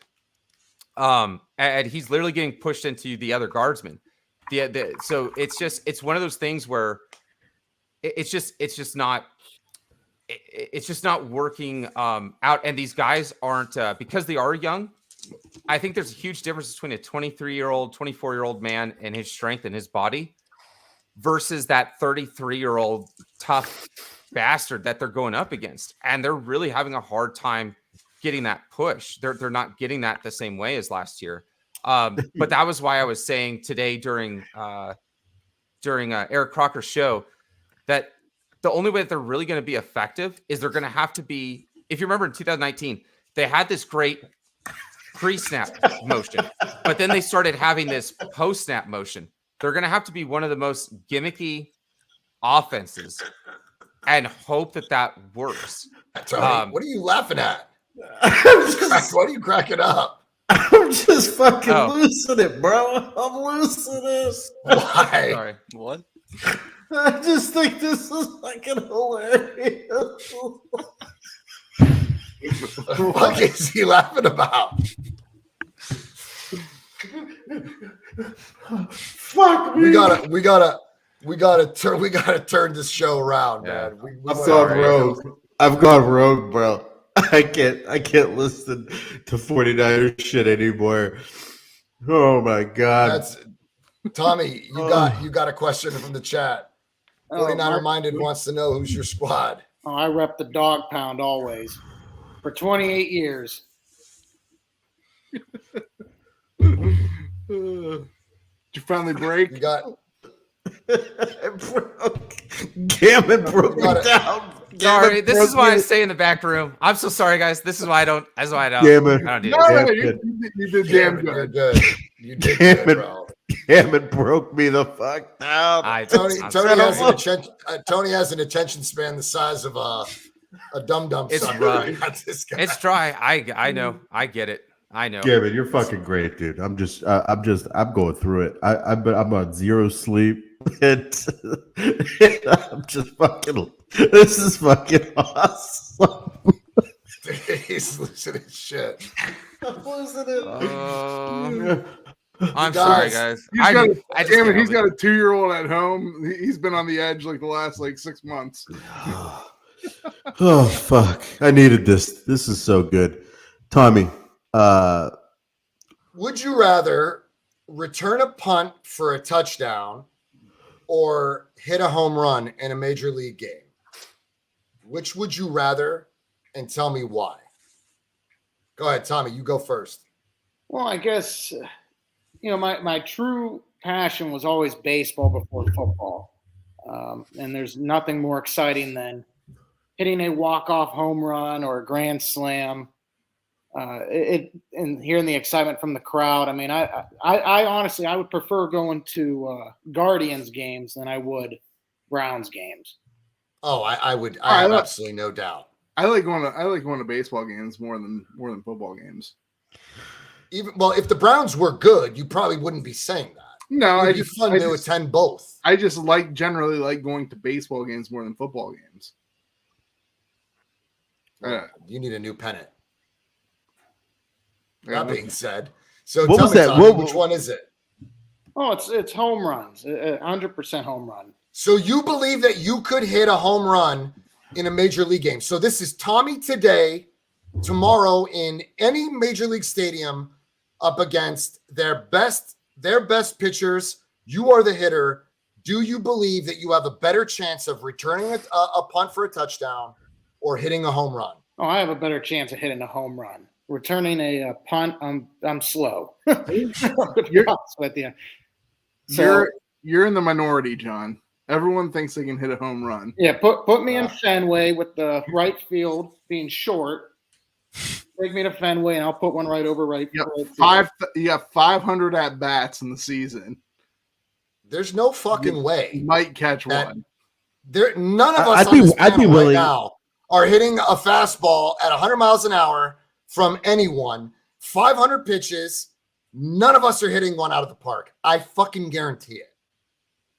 We're not. Do you? All right, who on the panel is Eight returning and- a fucking kick for a touchdown in the NFL? Me. No, you're not. I got news for Actually- you. Oh, I You're not am. even going to catch the ball. You're not even going to fucking catch it. Oh, I'm catching the ball.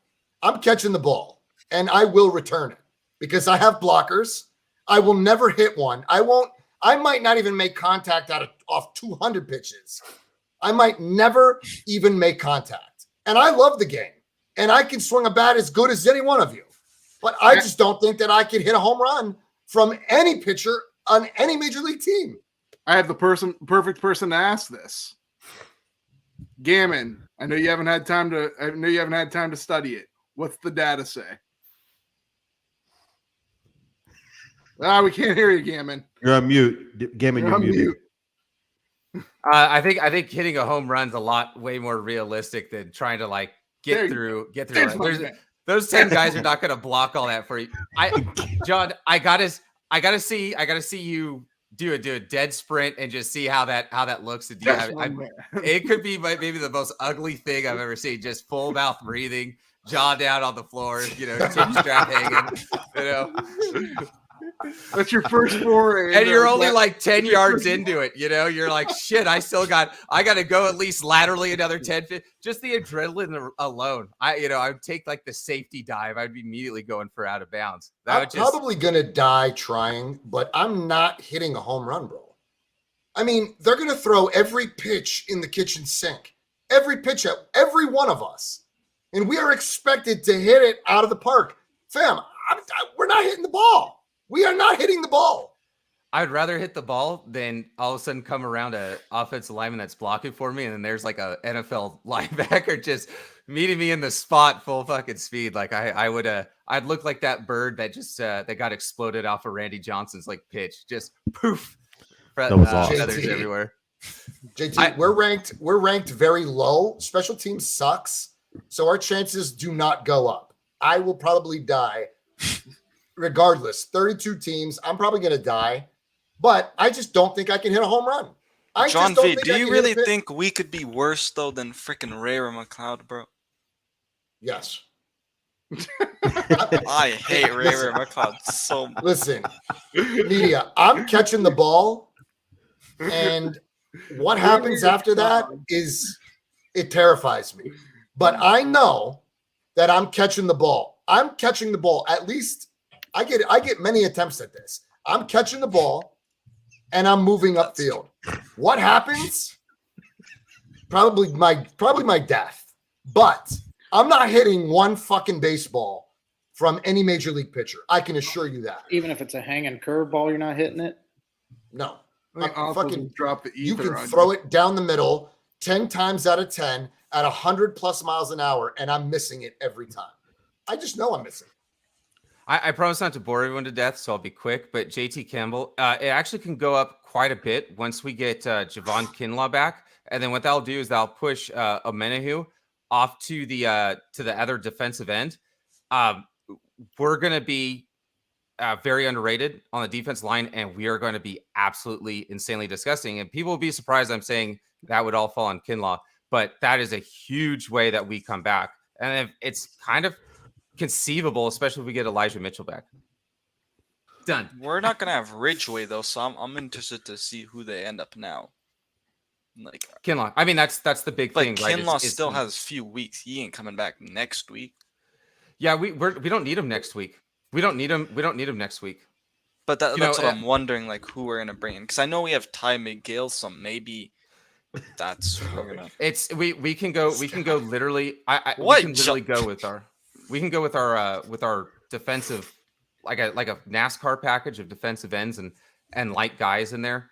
I don't want to go too boring into it, but I'm telling you, like, as doom and gloom as I've been as far as the capstone of this season, next week, I mean, I'm going to be a pretty comfortable guy.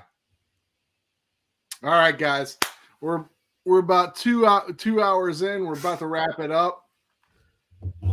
Tom Brady's about to win this fucking game, by the way. I'm sorry, he's not. I mean, there's slightly less than 2 minutes. Tom Brady's about to come back. It's almost unreal. Oh, this game that he's playing right now. Oh, Yeah. that. Yeah, I always thought you were talking about against the 49ers. Yeah. No. He's got a shot. No, I'm talking about this game right now. It's amazing. Don't the Saints But- have the ball though? No, No, I think they Bucks turned it have the over ball on with downs. slightly under 2 minutes, and Tom Brady just marching past the 50. So I got a Man, question I got kind of going around. We'll kind of go starting up here and then just kind of go clockwise. we'll Who is end your- on this. We'll end on this. Yeah. All right. Cool. right. Celebrity crush. Celebrity crush. I would say that Paige Sporanic chick, the golfer on Instagram. That's my celebrity crush. Here's the problem. Tony and Tommy over here are married. John's about to get married. I don't know how this flies. That's why it's such a good question. Yeah, my wife And will never it's- watch this.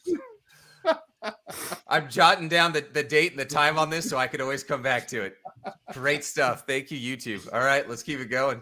You married guys about to be I'm free married to guys. say whatever the fuck I want. Yeah, I love it when the married guys do, and it's somebody who looks opposite of their spouse. I'm like, you need to be careful for that, honey. You know, that right there. Be I careful. guess It's not your we- friends who look like you, but your friends who look like that. my celebrity crush is in the bedroom sleeping, and There you go. That's a good answer, Tommy. that's my celebrity crush. we know your father-in-law.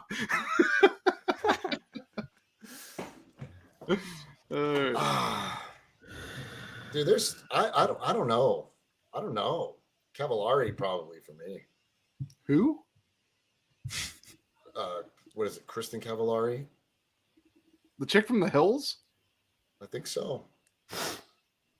That was like 15 years ago. Yeah. Some things never die. Hey, you know what? There you go. Answers. Who am I to judge? Who am I to judge? I'll tell you my celebrity Dude. crush. Is it My current or celebrity like crush. Gammon's making all the rules here. I don't know. It's Gammon's question. Current or all time? Whichever. I don't want to know how you statistically got to the all time. That sounds like a lot of Kleenex down the tube, but Yeah. you want to say it. I remember we must have been like 15 years old, and TRL was. You remember TRL on MTV? And I used to Total Request Live with Carson Daly, play those music videos. I used to get off my bus and sprint home to make sure I watched the Britney Spears like "Hit Me Baby" one more time. All right. Okay. I like that. Yeah. I mean, you weren't the only one, Not everybody wants to admit that. Absolutely. And I remember I would run through the door. I would throw my book bag. I'd run straight to my room, shut my door, lock my door. And my mom would knock on the door. She's like, "What are you doing?" I'm like, "Leave me alone. I'm back here. Leave me alone." I'm just I would get home in time for Britney Spears. And fast forward like 20 years later, we're in Vegas, and she was doing like a show in Vegas. She does shows in Vegas now, or at least she was. And me and my wife went to see Britney Spears, and I got to tell you, kind of the exact same feeling I got when she came out there as when I was a That's 15-year-old kid. That's cool. Yeah. That's cool. I like that. Yeah. All right. For Mr. 49er Media, what you got? I don't have one. Oh, stop it. Everybody What? does. No, I don't got one. But I did have a close second. I do have a close second with Britney Spears. My close second is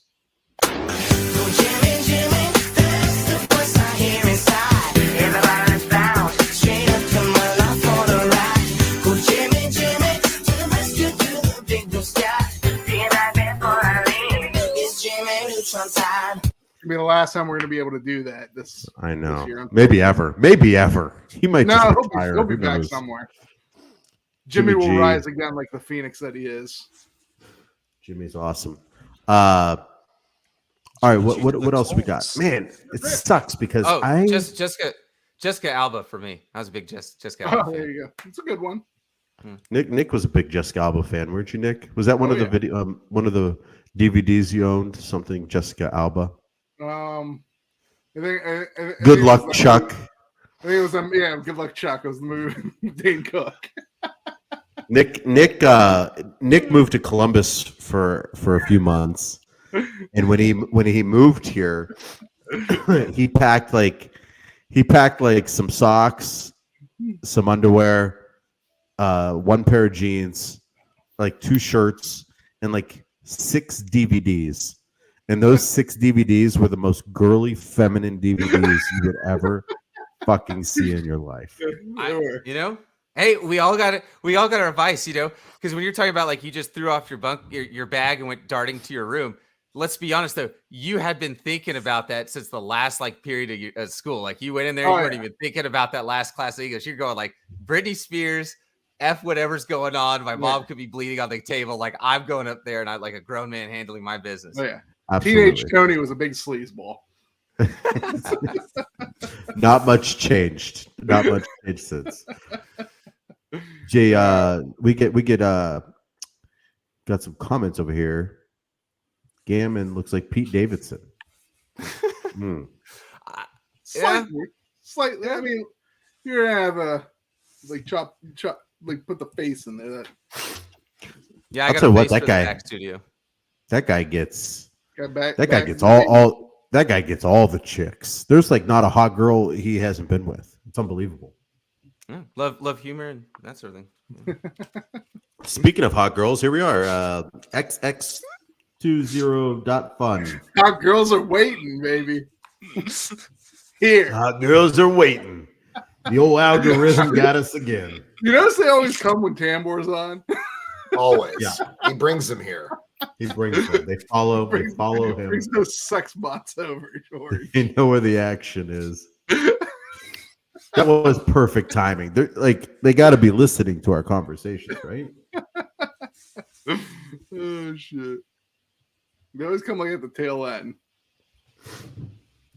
Okay. Anything? Any last words? Media, Tommy, Gammon. I appreciate you guys coming on. Little bit of a chaotic show on my behalf. I take blame on that. I was definitely off my game. I'm trying to watch basketball on my phone.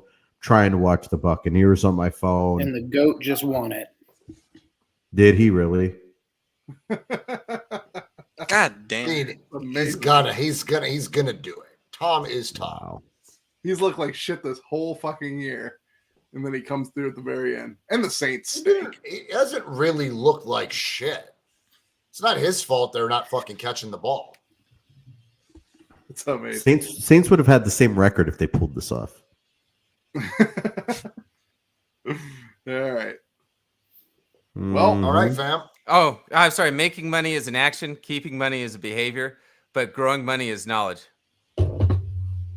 Hey, words of We will wisdom. end it. We will end it with that. As always, this is a Monday special. We will be back next Tuesday, 9 p.m. Appreciate everyone coming out with us, and we will see you next week at 9 p.m. Make sure to hit subscribe, hit like down below, follow your boys, and we'll see you next Tuesday. Thanks. Later, XXO fam. 2.0. Skitty. Later. Is,